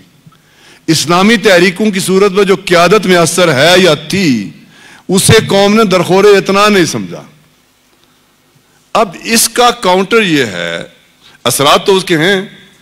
اثرات اس لیے ہیں کہ یہ جو تقسیم کشمیر ہے یہ کوئی مودی کی جان ہی نہیں ہے، اس کے پیچھے انٹرنیشنل اسٹیبلشمنٹ کا ایجنڈا ہے، پاکستان کو بھوٹان جیسی طفیلی ریاست بنانے کا ہندوستان کے مقابلے میں. چائنا ہمارا پشتیبان ہے، لیکن اس کے اپنے جو اسٹریٹجک مفادات ہیں، وہ ایک لمٹ سے آگے آپ کو سپورٹ نہیں کرے گا. آپ کو خود اپنے پاؤں پہ کھڑا ہونا چاہیے. تو ہم تو سچی بات یہ ہے کہ اللہ کے نصرت کے بھروسے پہ اور 90% پاکستانیوں کے اخلاص کی بنیاد پہ جی رہے ہیں. ورنہ ریاست پاکستان کے کارپردازوں کو مثلا میں آپ کہیں گے، مثلا شہباز شریف صاحب سے آپ یہ سوال کر لیں تو وہ کیا جواب دیں گے؟ بدقسمتی یا خوش قسمتی جو سمجھیں. مطلب کہنے کا یہ ہے کہ ہمارا سیدھا سیدھا بلاک بنتا ہے اسلامک ورلڈ کو متحد کرنا، نیچرل بنتا ہے. اس خطے کے ہمارے جو اسٹریٹجک پارٹنر ہیں، اگر علاقے کی بنیاد پہ کریں تو چائنا ہے، اور وہ ہمیشہ رہا، اور وہ اپنی وجہ سے رہا. ہمارے جو اسٹریٹجک امپورٹنس کے باعث اس سے استفادہ کرنا چاہیے. ایران، افغانستان، وہاں سے آگے مشرق وسطیٰ کو متحد کریں، اور ہندوستان میں جو آزادی کی تحریکیں انہیں اسٹرینتھن کریں. کشمیریوں کی پشت پہ سان سے کھڑے ہوں، افغانوں کی پشت پہ کھڑے ہوں جنہوں نے امریکن کو بھگا دیا، اور کو ہندو کش کے دامن میں رہنے والے. ہندو کش کا مطلب کیا ہے؟ ان کو آپ نے ناراض کر لیا. تو کوئی ویژنری قیادت جب اسلام آباد میں بیٹھے گی یا بیٹھے، اور جنہیں ویژنری ہونے کا گمان ہے وہ ٹنل ویژن والے ہیں. ٹنل ویژن والوں کے ہاتھوں قومیں کبھی سرخرو نہیں ہوتی، نہیں ہوئی. ہم اس کی زد میں رہے ہیں آج بھی. ورنہ پاکستان کے لیے مواقع کم نہیں ہیں. پاکستان بہت امپارٹنٹ ملک ہے، بہت قوت والا ملک ہے. محترم پروفیسر صاحب نے کہا، اور یہ اس طرف نہیں آئے پاکستان کے ہے، صرف آزاد کشمیر میں میرے دوستو روبی کو ایکسپلور کر لیا جائے، وادی نیلم کی، تو ہم قرب و جوار والوں کو امداد فراہم کرنے کی پوزیشن میں. صرف روبی کو ایکسپلور کر لیا جائے. دنیا کا مہنگا ترین پتھر وافر مقدار میں ہمارے وادی نیلم میں موجود ہے، جس طرح سونا بلوچستان میں موجود ہے، اور وہاں گن ہے وہاں کے نوجوان کے ہاتھ میں. تو کہنا یہ ہے، اس کا حل یہ ہے کہ یہ جو اللہ والے ہیں یہ بروئے کار آئیں، بروئے کار رہیں، اور پھر اسلام آباد میں کوئی واقعی پاکستان سے محبت کرنے والی، ریاست سے محبت کرنے والی، اور اس خطے کے لوگوں کے خوابوں کی امین قیادت آئے، اور وہ پھر ہندوستان اور بین الاقوامی اسٹیبلشمنٹ کی آنکھوں میں آنکھیں ڈال کے بات کرے. اور جب تک وہ آتے، سماجی سطح پر جماعت اسلامی، شبان المسلمین اور دیگر جو یہ تحریکیں ہیں، انہیں ایک براڈر ویژن میں یہ الگ سے ایک بات کہہ دوں کہ ریاستوں کا بلاک تو بننا ہے، لیکن آپ بھی کم قوت نہیں ہیں. آپ کی قوت کا ادراک ان کو ہے جو آپ کا اصل ہدف ہے. آپ اسلامی تحریک ہیں، اور آپ ہی اس خطے کا فیوچر ہے انشاءاللہ. تو میرا ایمان اس بات پہ ہے کہ ریاست پاکستان کی حفاظت پہلے بھی اللہ فرماتا رہا، آئندہ بھی کرے گا. ورنہ سچی بات کہتا ہوں آپ سے، یہ موضوع سے ریلیونٹ نہیں ہے. تہجد پڑھ کے دعا کریں. پاکستان اس وقت عباسی صاحب 71 جیسے حالات سے دوچار ہے. نا عاقبت اندیش، اقتدار پرست، اقتدار کا کھیل کھیلنے والے لوگوں کے ہاتھوں میں. میں بنا استثناء کہہ رہا ہوں، جو اس وقت اوپر موجود ہیں. تو کس نے بلاک بنانا ہے، کیا بلاک بنانا ہے؟ ہمیں تو روٹی روزی کے جھمیلے اور IMF کی غلامی سے نجات نہیں مل رہی، لیکن اس میں مایوس نہیں ہوں گے. پاکستان 95% ریاست کے دین سے محبت کرنے والے لوگوں کا پاکستان ہے، ان لوگوں کا پاکستان ہے، وہ پنپے کا بھی سرخرو بھی ہوگا، جس طرح انہوں نے کہا اللہ کا منصوبہ بروئے کار آئے گا۔ جزاک اللہ ڈاکٹر صاحب۔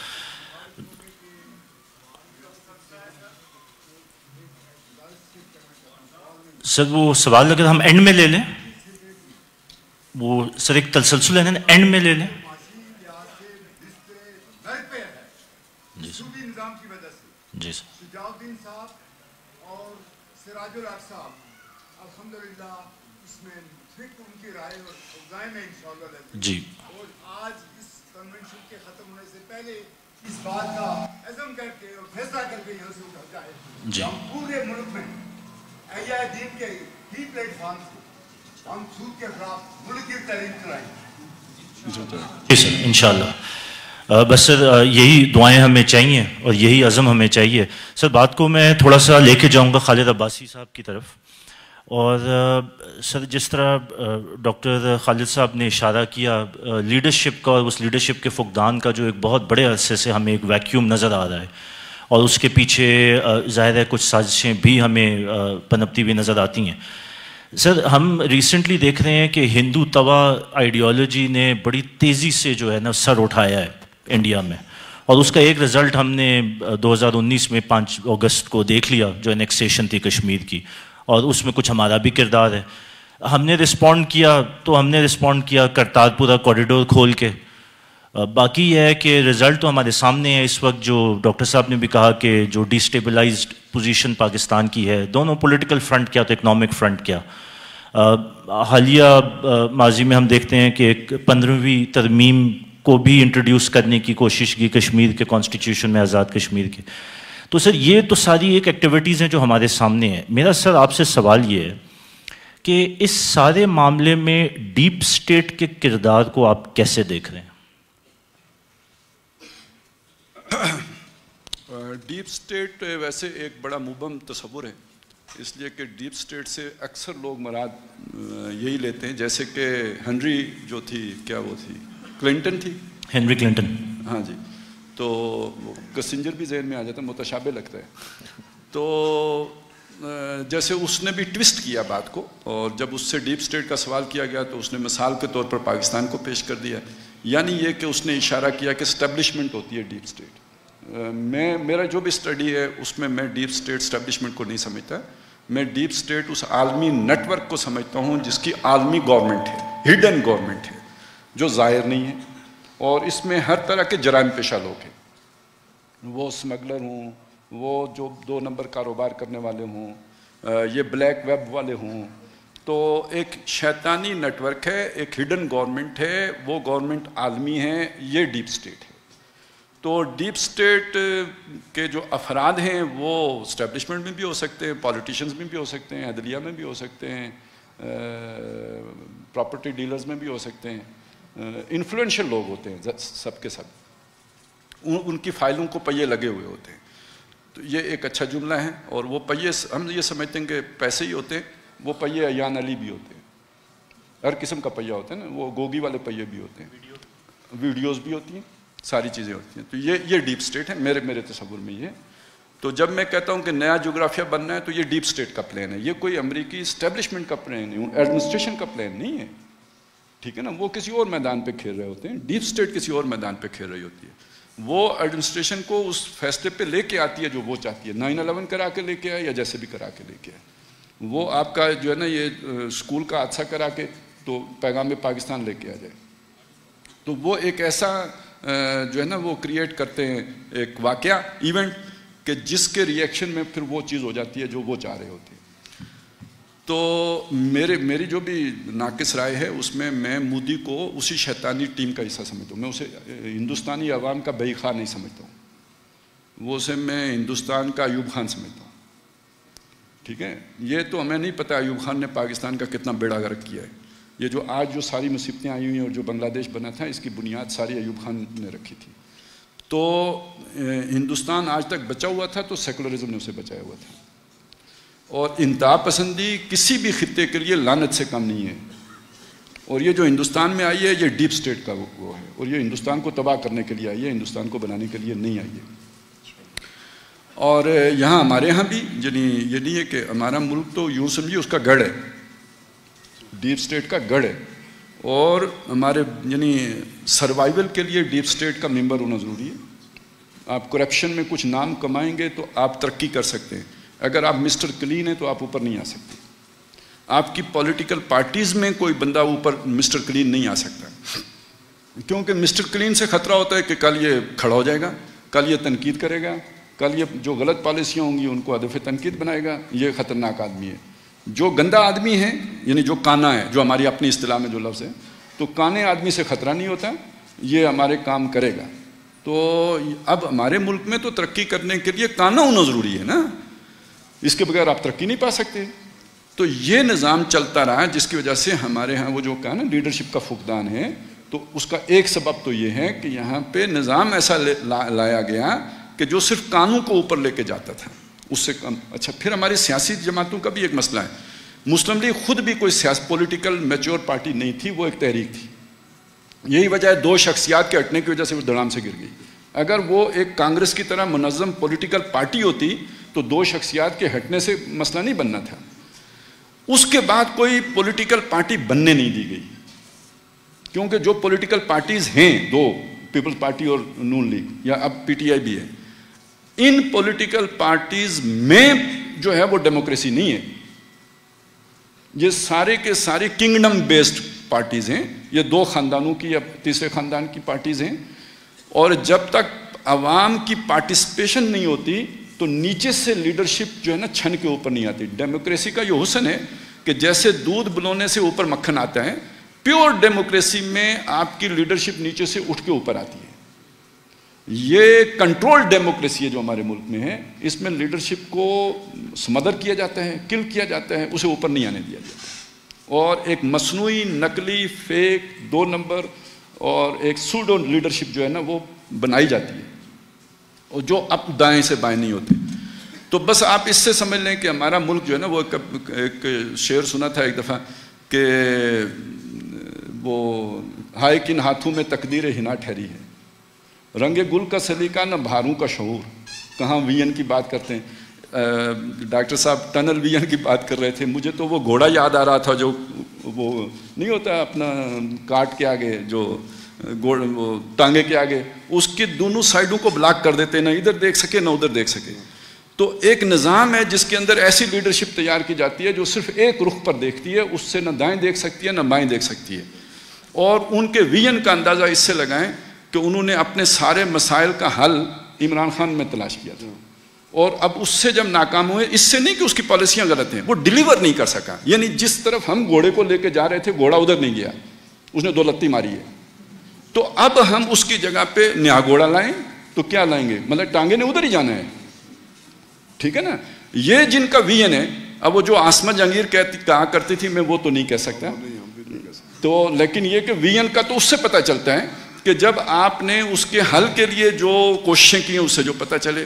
تو ہائے کن ہاتھوں میں تقدیر ہنا ٹھہری ہے. پھر بھی یہ ملک چل گیا تو میں کہتا ہوں یہ آیت اللہ ہے، یہ بھی اللہ کی نشانی ہے کہ آج تک چلا ہے.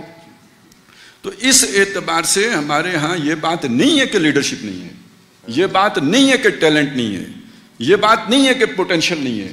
جیسے ابھی ڈاکٹر صاحب بتا رہے تھے کہ ہمارے پاس وافر وسائل موجود ہیں، معدنیات ہیں، سب کچھ ہے، اسی طرح ہمارے پاس افرادی جو پوٹینشیل ہے اس کی بھی کوئی کمی نہیں ہے. یہ اب کشمیر میں ہم بیٹھے ہوئے ہیں، کشمیریوں کے بارے میں علامہ اقبال نے کیا بات کہی ہے، چرب دست و تر دماغ. ٹھیک ہے نا، ان کے ہاتھ فنکار ہیں، یہ دستکاری اس آرٹ میں جو ہے نا یہ ید طولہ رکھتے ہیں، اور تر دماغ یہ بڑے ذہن رسا رکھنے کے مالک لوگ ہیں. تو مطلب یہ ہمارا خطہ ہے. ذہن ہندی یہاں پہ موجود ہے، شکوہ ترکمانی، وہ سارا کچھ یہاں موجود ہے. تو یہ سمجھنا کہ ہمارے پاس پوٹینشیل نہیں ہے، نہیں، اس سے سمدر کیا جاتا ہے اور اس کے لیے یہ سارا نظام لایا جاتا ہے. اور یہ قرضوں میں اس لیے ان کو جو ہے نا یہ لالی پاپ قرضوں کے دے کے اور عیاشیوں میں ڈال کے، اور جیسے حدیث میں آیا ہے نا کہ سب سے برا پیسہ وہ ہے جو اینٹ گارے پہ لگے، انہیں سوسائٹیاں بنانے پہ لگا کے. تو معیشت کا بیڑا غرق تو یہ شے کرتی ہے نا. اور پھر ویسے بھی اسراف و تبذیر کے ساتھ شیطنت تو آ سکتی ہے، برکت نہیں آ سکتی. تو یہ اصل میں مسئلہ یہ ہے کہ جو ہمارا اصل طاقت تھی، جو ہمارا عصائے موسیٰ تھا، جو ہماری جو اصل ایٹم بم تھا نظریاتی، ہم نے اس سے منہ موڑا، انحراف کیا، اور اس کا نتیجہ ہے کہ جو اب ہمارے سامنے آ گیا ہے.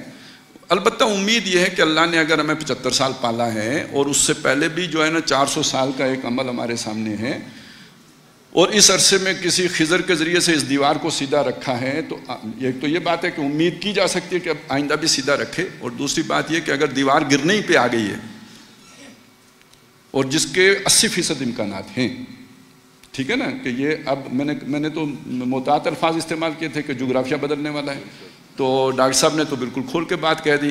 تو اب یہ اس ملک کے خاتمے کی الٹی گنتی شروع ہو چکی ہوئی ہے، ٹھیک ہے نا. تو اس اعتبار سے اگر آپ دیکھیں تو ہم خدائی حکمت تکوین کی سطح پر اگر دیکھیں تو اس میں بھی کوئی خیر ہوگا. اور وہ خیر کیا ہو سکتا ہے کہ جن کی دیوار تھی نا، وہ دیوار تب تک اللہ نے برقرار رکھی جب تک بچے چھوٹے تھے، اور ان کا خزانہ تو پھر نکلے گا کب؟ دیوار گرے گی تو نکلے گا نا. تو یہ خزانہ اللہ نے ہمارا دبا کے رکھا ہوا ہے زمین کے اندر، جس کا بھی دونوں صاحبان ذکر کر رہے تھے.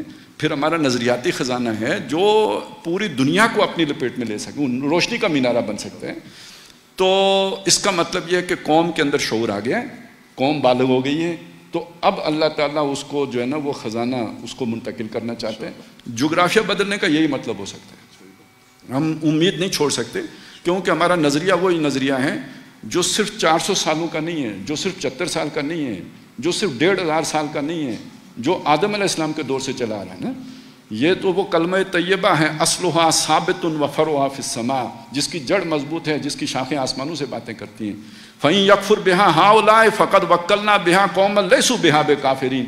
اور اگر یہ جن کو آج اللہ نے حکمرانی دی ہوئی ہے، یہ اگر اس کی جو ہے وہ کفر کریں گے، ناشکری کریں گے، اس نظریے سے منہ موڑیں گے، انحراف کریں گے، یو ٹرن لیں گے، اللہ تعالیٰ یہاں ایک نئی لیڈرشپ لے آئے گا، ایک نئی قوم کھڑی کر دے گا جو اس کے ناشکرے نہیں ہوں گے. نظریے کو موت نہیں آ سکتی، ہمارے نظریے کو موت نہیں آ سکتی. جغرافیہ بدل جائے، بے شک بدل جائے، زمین ادھر ہی رہنی ہے، ٹھیک ہے نا. ملک بدل سکتے ہیں، ان کی سرحدیں بدل سکتی ہیں، یہ زمین ادھر رہنی ہے. ہم لوگوں نے جب تک زندہ ہیں تو یہیں پہ رہنا ہے، اور یہ نظریے نے تو ہمیشہ رہنا ہے جب تک کہ قیامت نہیں آ جاتی. جی سر، سوال ہم اینڈ میں کریں گے، ابھی ذرا تسلسل پورا ہو جائے سر کائنڈلی، ورنہ پہ مشکل ہو جائے گا نا سر. اینڈ میں کریں گے، آپ تشریف رکھیں پلیز. اچھا سر، یہ بالکل اس کے انڈیکیٹر اور سارے سائن خالد صاحب نے ذکر کیا، تو ہلری کلنٹن کو بھی پوری دنیا چھوڑ کے ایک پاکستان کی ہی اسٹیبلشمنٹ نظر آئی تھی اس مثال کو دینے کے لیے. ڈاکٹر خالد صاحب نے سیمیول پی ہنٹنگٹن کی کتاب ہے کلیش آف سویلائزیشنز، اس کا ذکر کیا. تو سر ایک یاد آ گئی چیز کہ اس کتاب کے ڈفرینٹ کور پیجز آئے ہیں، تو اس میں سے کیونکہ انٹرنیشنل کتاب ہے، گلوبل ورلڈ بیسٹ سیلر بھی رہی ہے، تو اس کے ایک کور پیج کے اوپر میں خود اس کا وٹنس ہوں، بلکہ میرے ایک لائبریری کا پارٹ ہے. اس کتاب میں ایک طرف پاکستان کا جھنڈا ہے اور دوسری طرف امریکہ کا جھنڈا ہے. تو یہ چیزیں ریفلیکٹ کرتی ہیں کہ دیر آر سائنس. اسی طرح سر جو ہماری جس کو ہم عموماً ریفر کرتے ہیں جو economic hit man, confessions of economic hit man John Perkins کی، تو اس میں جو معیشت اور معیشت کو یہ IMF اور ورلڈ بینک کو یہ ادارے کیسے ٹیک اوور کرتے ہیں، تو وہ کھل کے بیان کیا گیا. وہ پڑھیں تو لگتا ہے پاکستان کی پوری داستان بیان کی جا رہی ہے. تو اس سے سر میں جوڑتا ہوں ڈاکٹر عتیق سے ایک اگلا سوال اپنا کہ ڈاکٹر صاحب ہم دیکھتے ہیں کہ ایک ٹائم تھا جب پاکستانی روپی اور انڈین روپی پیرٹی پہ ہوتا تھا، اور یہ بہت ایک لمبا عرصہ چلتا رہا ہے. لیکن سر اس وقت جو ہم حالات دیکھیں تو انڈین روپی ٹو اور ڈالر تقریباً 85 روپیز ہے انڈین روپی، اور اس وقت ہم پاکستان کے روپے کی حالت دیکھیں تو وہ 230 پہ 230 235 اپ ڈاؤن ہو رہا ہے. تو سر ہم یہاں تک پہنچے کیسے ہیں؟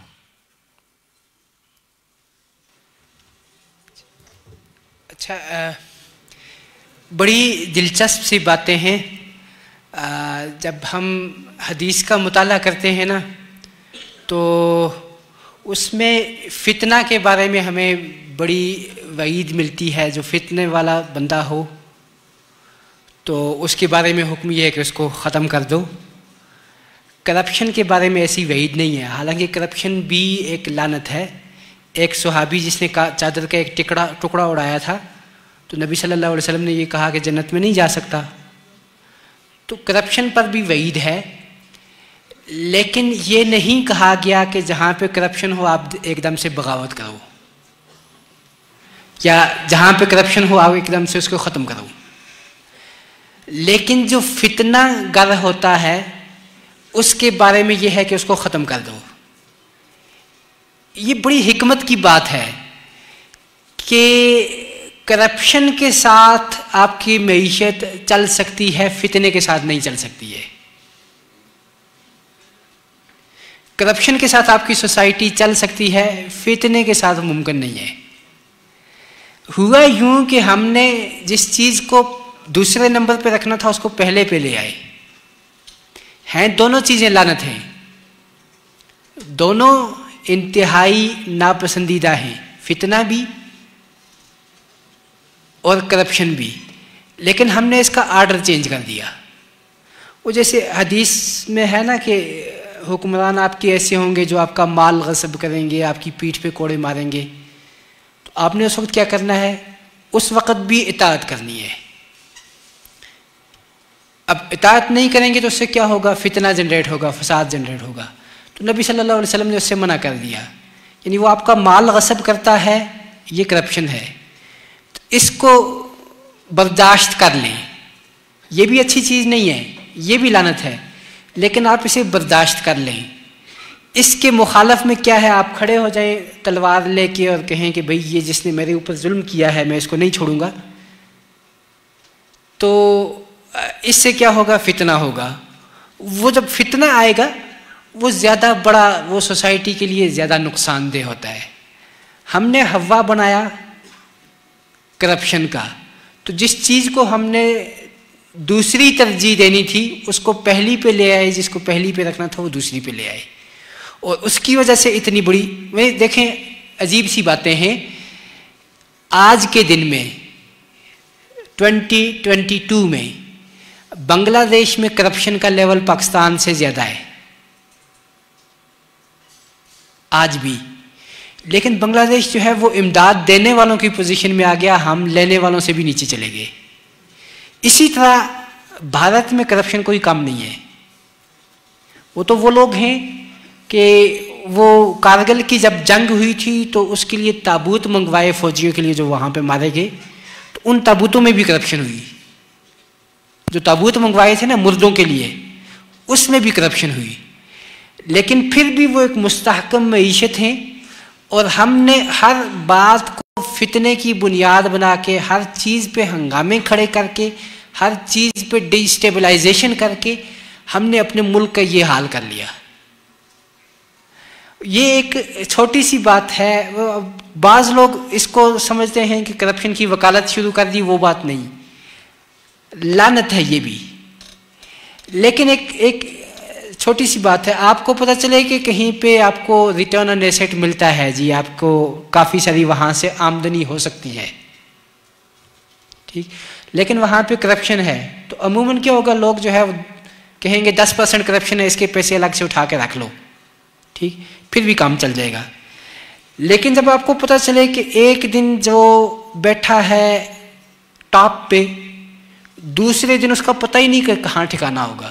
وزیر اعظم ہے ایک دن، اور دوسرے دن آپ کو پتہ ہی نہیں کہ وہ جیل میں بھی ہوگا یا ملک سے باہر ہوگا. پھر ایسے ملک میں کون انویسٹمنٹ لے کے آئے گا؟ تو وہ جو حدیث کی حکمت ہے نا کہ کرپشن برداشت کر لو لیکن فتنہ کھڑا نہ کرو، وہ یہاں سے سمجھ آتی ہے. تو بنیادی طور پہ ہم نے ہر چیز کو فتنے کی بنیاد بنایا، ہر چیز پہ ہم نے ہنگامے کھڑے کیے، ہر چیز پہ ہم نے عدم استحکام کو ہوا دی، اور اس کی وجہ سے ہم اتنی تیزی سے گرے کہ جتنی تیزی سے کوئی اور نہیں گرا.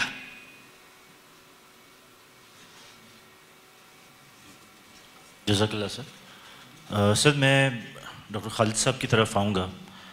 سر ہمارے سامنے افغانستان میں ایک بہت بڑی تبدیلی آئی، اور وہاں پہ ہم نے دیکھا کہ طالبان نے اپنی دوبارہ سے گورنمنٹ ابھی قائم کی ہے. اچھا سر، ہمیں یہ بھی پتہ ہے کہ وہ ایک آئیڈیولوجیکل پوزیشن کے اوپر انہوں نے یہ گورنمنٹ بنائی، اور اس پوزیشن کو انہوں نے کمپرومائز نہیں کیا 2001 سے لے کر آج تک، اور اب وہ ایک گورنمنٹ بنا کے تو اپنی جگہ قائم دائم ہے. تو سر آپ سے سوال یہ ہے کہ یہ جو ایک آئیڈیولوجیکل چینج ہے جس کے پیچھے ایک حربی فتح ہے بہت بڑی اور ایک لینڈ مارک ہے اس وقت دنیا کے لیے، تو سر آپ اس کے پاکستان کے سیناریو پہ کیا ایفیکٹس دیکھ رہے ہیں؟ سر جی ٹھیک ہو گیا سر ویسے بھی ہم کلوز کر دیں تو جی بالکل آپ کے بعد بس خالد سب سے آخری سوال ہے تو جی تو آپ سے آخری ہو گئی. بسم اللہ الرحمن الرحیم. میں نے عرض کیا یہ بھی ویسے اتنی مختصر نشست میں اتنا کمپریہنسو اور بہت ہی یعنی وسعت والے موضوعات کو سمیٹنے کا اہتمام کیا، اس پہ مجھے بہت خوشی بھی ہے.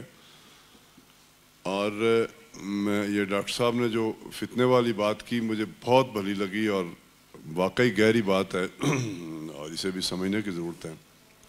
افغانستان کی اپنی تاریخ ہے اور افغانستان کی جو فتح ہے وہ واقعی اس جدید دور میں جس طرح محترم خالد عباسی صاحب نے فرمایا کہ وہ اللہ کی نشانیوں میں سے ایک نشانی ہے، اس کی کوئی عقلی توجیہ نہیں کی جا سکتی. وہ ان کی استقامت ہے اور دین کے ساتھ وابستگی ہے اور اللہ کی نصرت ہے. لیکن ہر ملک اور ہر علاقے کی اپنی روایات ہیں اور ان کا اپنا جو سیاسی نظام ہے، سیاسی اور سماجی کئی پہلو ہیں، ان کو پیش نظر رکھ کے اسٹریٹجی بنے گی. افغانستان کی اسٹریٹجی من پاکستان میں ہم لے کے آگے نہیں بڑھ سکتے. اور ایک بات میں کلیئر کر لوں، کبھی کبھی اہل کشمیر کو یہ طعنہ دیا جاتا ہے کہ جی افغان کامیاب ہو گیا آپ نہیں ہوئے. افغانوں کو ہمیشہ ایک سپر پاور کے مقابلے میں 2-3 سپر پاورز کی ہمیشہ سپورٹ رہی. کشمیری انسرکلڈ ہیں، 2 بر صغیر کی بڑی ممالک کے درمیان ہیں اور اس کے باوجود جتنی استقامت کے ساتھ وہ میدان میں، انہیں کبھی کما کو پاکستان کی ریاست کے علاوہ کوئی بین الاقوامی سپورٹ نہیں بلکہ بین الاقوامی برادری ہمیشہ ہندوستان کو سپورٹ کرتی رہی. تو کہنا یہ ہے کہ ایک فکری حوالے سے، ایمان و یقین کے حوالے سے پوری دنیا میں نہتے بے سر و سامانی کے عالم میں ظلم کی چکی میں پسنے والے اخوان ہیں اور دیگر بہت سارے خطوں کے لوگ ہیں. ان کے لیے افغانستان کی فتح نوید ہے کہ اخلاص اور استقامت اور یقین کے ساتھ اپنے خطے کے حالات کے مطابق جد و جہد کرتے رہنا، دعوت بھی، خدمت بھی، تنظیم بھی اور پھر سیاست بھی اور پیش رفت کرتے رہنے میں اللہ کی نصرت بروئے کار آئے گی، اس لیے کہ اللہ کا وعدہ ہے. اور پاکستان کے حوالے سے میں نے آپ سے عرض کیا اور کشمیر کے حوالے سے بھی ہمیں یقین رکھنا چاہیے کہ پاکستان میں جب کبھی تبدیلی آئے گی وہ اس علاقے کے حالات ہی کے مطابق آئے گی، لیکن پاکستان ہی نہیں، انسانیت کا مستقبل دین سے وابستہ اور پاکستان کا مستقبل دین کے علاوہ محفوظ ہو ہی نہیں سکتا. لیکن کب آئے گا، کیسے آئے گا، یہ بہت تفصیل طلب موضوع ہے. جزاک اللہ سر. بس سر ہم سیشن کا آخری سوال اس کی طرف جاتے ہیں. خالد عباسی صاحب سے یہ سوال ہے. سر جیسے ابھی ڈاکٹر صاحب نے بھی کہا کہ خطے کے اندر جو تبدیلیاں آ رہی ہیں، افغانستان میں ایک تبدیلی ہے، دوسری طرف سر ہم دیکھتے ہیں کہ کنٹینمنٹ آف چائنا پالیسی بھی ابھی بڑی بھرپور طریقے سے ڈپلوائے ہو رہی ہے اور اس تناظر میں ہم نے بلاکس کی بات کی. تو سر آپ سے سوال یہ ہے کہ آپ پاکستان کا فیوچر کس طرح دیکھ رہے ہیں؟ کیا ہم یو ایس نیٹو بلاک میں رہیں گے؟ کیا ہم چائنا بلاک کی طرف جائیں گے یا ہماری راہ نجات کچھ اور ہے؟ سر دیکھیں، ویسٹ کے اعتبار سے ہماری ضرورت ختم ہو چکی ہے اور ان کے جو ہماری جتنی بھی ضرورت کے اسباب تھے جس وجہ سے پاکستان تخلیق کرنے میں انہوں نے تعاون کیا تھا، وہ سارے اسباب اب ختم ہو چکے. روس ختم ہو چکا تو کوئی نظریاتی تھریٹ ہے نہیں کہ کسی دوسری بفر سٹیٹ کی ضرورت ہو جو آئیڈیالوجیکلی روس کو کنٹین کرے. اس کے بعد انڈیا کا یہ تھا کہ یہ ایک طاقتور ملک رہا ہے، یہ سچ مچ انڈیپینڈنٹ نہ ہو جائے تو اس کو ایک ملک موجود رہنا چاہیے کہ جو اگر وہ دائیں بائیں دیکھے تو اس کو بائٹ کرے. تو یہ کام ہم بخوبی 60 سال کرتے رہے، یہاں تک کہ آخری دفعہ ہم نے اس کی گردن ہی دبوچ دی. یعنی اس سے پہلے ہم پنڈیوں پہ وار کرتے تھے تو لاسٹ ٹائم ہم نے گردن دبوچ دی جب کرگل چڑھ گئے. تو جب ہم نے یہ کر لیا تو وہ اس نے سیدھا سجدہ کر لیا امریکہ کو اور اس دن کے بعد ہماری ضرورت ختم ہو گئی. تو یعنی اس بلاک میں تو ہماری کوئی گنجائش ہے نہیں اور اگر کوئی نظر آتی ہے تو وہ ڈسیپشن ہے، کسی کو بھی نظر آتی ہے تو ڈسیپشن ہے. ان کے اعتبار سے ہماری ضرورت ختم ہو چکی، بلکہ ہم پوٹینشیل تھریٹ ہیں. آپ ایٹمی پاور ہیں، جو ان کا منصوبہ مشرق وسطیٰ کے لیے، اس کے لیے آپ خطرہ ہیں. ٹھیک ہے نا، آپ کی ایک بڑی فوج ہے، وہ اس کے اندر ممتاز قادری کے بھائی بیٹھے ہوئے ہیں. تو چلیں ایک سطح پہ تو آپ کرپشن سے گندے لوگ اوپر لے کے آئیں گے، لیکن یہ کہ نیچے تو پھر وہ ان کے اعتبار سے جو ہے نا اس طرح کے لوگ موجود رہیں گے، تو وہ بھی ایک تھریٹ ہے. پھر آپ کی عوام ایسی ہے کہ جب اس کو پتہ لگتا ہے کہ یار ٹرانسجنڈر کے آگے ہیں تو وہ آپ کو واپس خناس کی طرح بھگا دیتی ہے. تو آپ کا اس وقت کا جغرافیہ ویسٹ کو سوٹ نہیں کرتا، نہ آپ کا پوٹینشیل سوٹ کرتا ہے. ان کے اعتبار سے آپ کی ضرورت ختم ہے. اس بلاک میں جانے کی اب کوئی تک نہیں بنتی. چائنا کی طرف اگر آپ دیکھیں گے تو مطلب میں سمجھتا ہوں کہ چائنا بھی فرض کریں اسے ایک ایسی طاقت کی ضرورت ہے یہاں پہ کہ جو اس کے لیے رستہ کھلا رکھے. تو چائنا بن کے سوچیں تو اسے زیادہ ٹرسٹ کس پہ کرنا چاہیے، افغانوں پہ یا ہم پہ، جنہوں نے ہر بار اس کے اعتماد کو ٹھیس پہنچائی ہے. اور یہ ایک نئی ابھرتی ہوئی طاقت ہے جنہوں نے 20 سال رجسٹ کر کے اپنی ورتھ پروو کی ہے. تو کیوں نہ ان کے ساتھ ڈیل کی، اگر ڈیل ہی کرنی ہے تو کیوں نہ ان کے ساتھ، مطلب چائنا کے اعتبار سے سوچیں تو اس کے لیے زیادہ قابل اعتماد، قابل بھروسہ دوست وہ ہو سکتے ہیں ہماری نسبت سے. تو دوسری طرف یہ کہ چائنا ہمارے لیے امریکہ سے زیادہ خطرناک ثابت ہوگا اگر ہم اس کی طرف چلے بھی جاتے ہیں بالکل صاف، تو وہ ہمارے لیے زیادہ، کیونکہ امریکہ پھر کسی تہذیب و تمدن کا نام ہے، اور وہ وہاں پہ کسی نہ کسی درجے میں تورات کی، بائبل کی کوئی روشنی موجود ہے. چائنا کے پاس کیا ہے؟ یہ تو ایک بالکل مشینی ملک ہے، حیوانی ملک ہے. ان کا سارا سوشل سٹرکچر، یعنی آپ سوچیں، یعنی وہ تو ایک سرمایہ دارانہ سوسائٹی کو سب سے زیادہ سوٹ کرنے والا ملک چائنا ہے. تو وہ ہمارے لیے زیادہ خطرناک ہے، اور پھر اس کو ہم اتنا جانتے بھی نہیں جتنا ہم امریکہ کو جانتے ہیں. اس اعتبار سے چائنا، پھر یہ کہ چائنا مسلمانوں کے ساتھ چائنا میں کیا کر رہے ہیں، ٹھیک، اس اعتبار سے چائنا ہمارے لیے کوئی مستقل پارٹنر نہیں بن سکتا. تو پھر ہماری سروائیول، ٹھیک ہے نا، آپ اپنے پیروں پہ کھڑے ہونے میں، ٹھیک ہے نا، اور وہ اپنے لیے روشنی خود تلاش کرنے میں، اور وہ روشنی ہمارے پاس ہے، ہم نے صندوق میں بند کر کے رکھی ہوئی ہے، قرآن مجید کی روشنی ہے. اب ہمارا واحد سہارا اللہ کی کتاب ہے جس کے لیے یہ ملک بنایا تھا. ہم یہ لے کے کھڑے ہو جائیں تو چائنا تو شاید دیر سے ہو، لیکن انڈیا ہے اور متمدن دنیا ہے، وہ ہمارے پاؤں میں گر سکتی ہے آج بھی. ٹیکنالوجی سے حکومتیں نہیں ہوتی، ٹیکنالوجی سے دنیا فتح نہیں کی جا سکتی. اگر کی جا سکتی ہوتی تو افغانستان امریکہ کے آگے لیٹا ہوتا. نظریات ہیں کہ جو دنیا کو گرویدہ بناتے ہیں. نظریہ دنیا کے اعتبار سے جو یعنی عالم گلوبل نظریہ ہے جو پوری دنیا کو متحد کر سکتے وہ ہمارے پاس ہے. تو ہمارا سروائیول اس نظریے میں ہے جو نظریہ پاکستان ہے.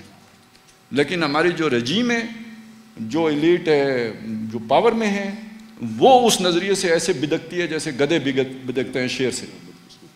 یہ بدقسمتی ہے.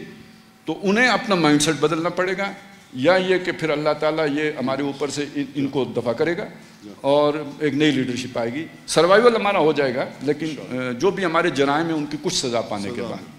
اور اس کے بغیر وہ والا جو عنصر ہے نا، وہ چھٹ کے اوپر آتا بھی نہیں ہے. آزمائش کے بغیر وہ اندر سے وہ لوگ نکھر کے سامنے نہیں آتے جو مخلص لوگ ہیں. کچھ آزمائش آنی ہے جس کے نتیجے میں ایک گند بھاگے گا، کوئی جن کی جہاں پہ آف شور کمپنیاں ہیں وہ ادھر دوڑیں گے، اور باقی جیسے کہ آپ کے سامنے ہمارے پوٹینشیل کا کوئی مسئلہ نہیں ہے. ہم جی سکتے ہیں، ہم آئسولیشن ہمارا کچھ نہیں بگاڑ سکتی. ہم نہ سری لنکا ہے، نہ ہم کوئی وہ ایران ہے، نہ ہی ہمارا مسئلہ وہ ہے کہ جو شمالی کوریا کا ہے. انڈیا وہ ملک ہے جو سونے کی چڑیا رہا ہے. یار آپ لوگ اکنامکس میں غور و فکر کرتے ہیں، سب سے بڑے سوچنے کی بات یہ ہے کہ انگریزوں کے آنے سے پہلے پوری دنیا میں جو وسائل کے اعتبار سے سونے کی چڑیا تھا، وہ انگریزوں کے جانے کے بعد آج اس حالت میں کیوں کھڑا ہے. اس کا مطلب کوئی مس مینجمنٹ ہے نا، بس اتنی ساری بات ہے. وسائل کی کوئی کمی نہیں، ہو ہی نہیں سکتی. بہت شکریہ سر، بہت مشکور ہیں ہم تینوں پینلسٹ کے، انہوں نے اپنی بہت قیمتی آراء سے اس پورے جو ہماری جتنی بھی آڈینس ہے اور ہم سب کے لیے جو ہماری نالج میں اضافہ کیا، اور ہمارے ذہن کھولے، ہماری ویژن کھولی، اور ایک امید کی کرن ہمارے سامنے رکھی کہ not every thing is last. تو امید ڈیفینیٹلی اور مومن تو کبھی امید کا جو ہے سر ایک چیز میں عرض کرنا چاہوں گا. دیکھیں ہمیں نہیں پتہ مستقبل کا نقشہ کیا بننا ہے. ہم نے تو جو بھی خدشات ہیں خطرات ہیں ان کی بنیاد پہ بات کی ہے. لیکن ایک بات سامنے رکھیں, پاکستان ایک مقصد کے لیے بنا تھا.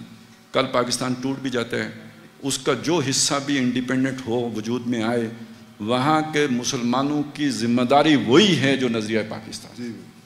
کل اگر کشمیر انڈیپینڈنٹ بھی بن جاتا ہے, میں نہیں سمجھتا کہ تقسیم کیا جائے گا. اگر وہ امریکی پلان آئے گا تو یعنی خود مختار کشمیر بنے گا. یہاں پہ امریکی پالیسیوں سے بچنے کا طریقہ ایک ہی ہوگا, وہ کیا ہے کہ ہم نظریہ پاکستان کو لے کے کھڑے ہوئے. پاکستان نہیں, نظریہ پاکستان. یہ ہر مسلمان کی سروائیول کے لیے نظریہ پاکستان ہی بیس بن سکتے ہیں. بالکل ٹھیک بات کی. بہت شکریہ سر. سوال لینا تو چاہتے تھے لیکن انتظامیہ کی طرف سے میسج آیا ہے کہ 8 بجے ہم نے کلوز کرنا ہے اور پورے 8 بج گئے. تو میں پھر اپنے پینلسٹ کا بہت مشکور ہوں. سر آپ سب کا بہت شکریہ, اور ناظرین آپ کا بھی. اگر کوئی سوال ہو تو پھر کھانے کا وقفہ ہوگا تو آپ انڈیویجولی ہمارے جو پینلسٹ جو یہاں موجود ہوں گے تو ان سے آپ ڈائریکٹلی سوال کر سکتے ہیں اور استفادہ کر سکتے ہیں. تو بہت شکریہ سر. اب ہم ڈسکشن کو ختم کرتے ہیں. جزاک اللہ خیر. السلام.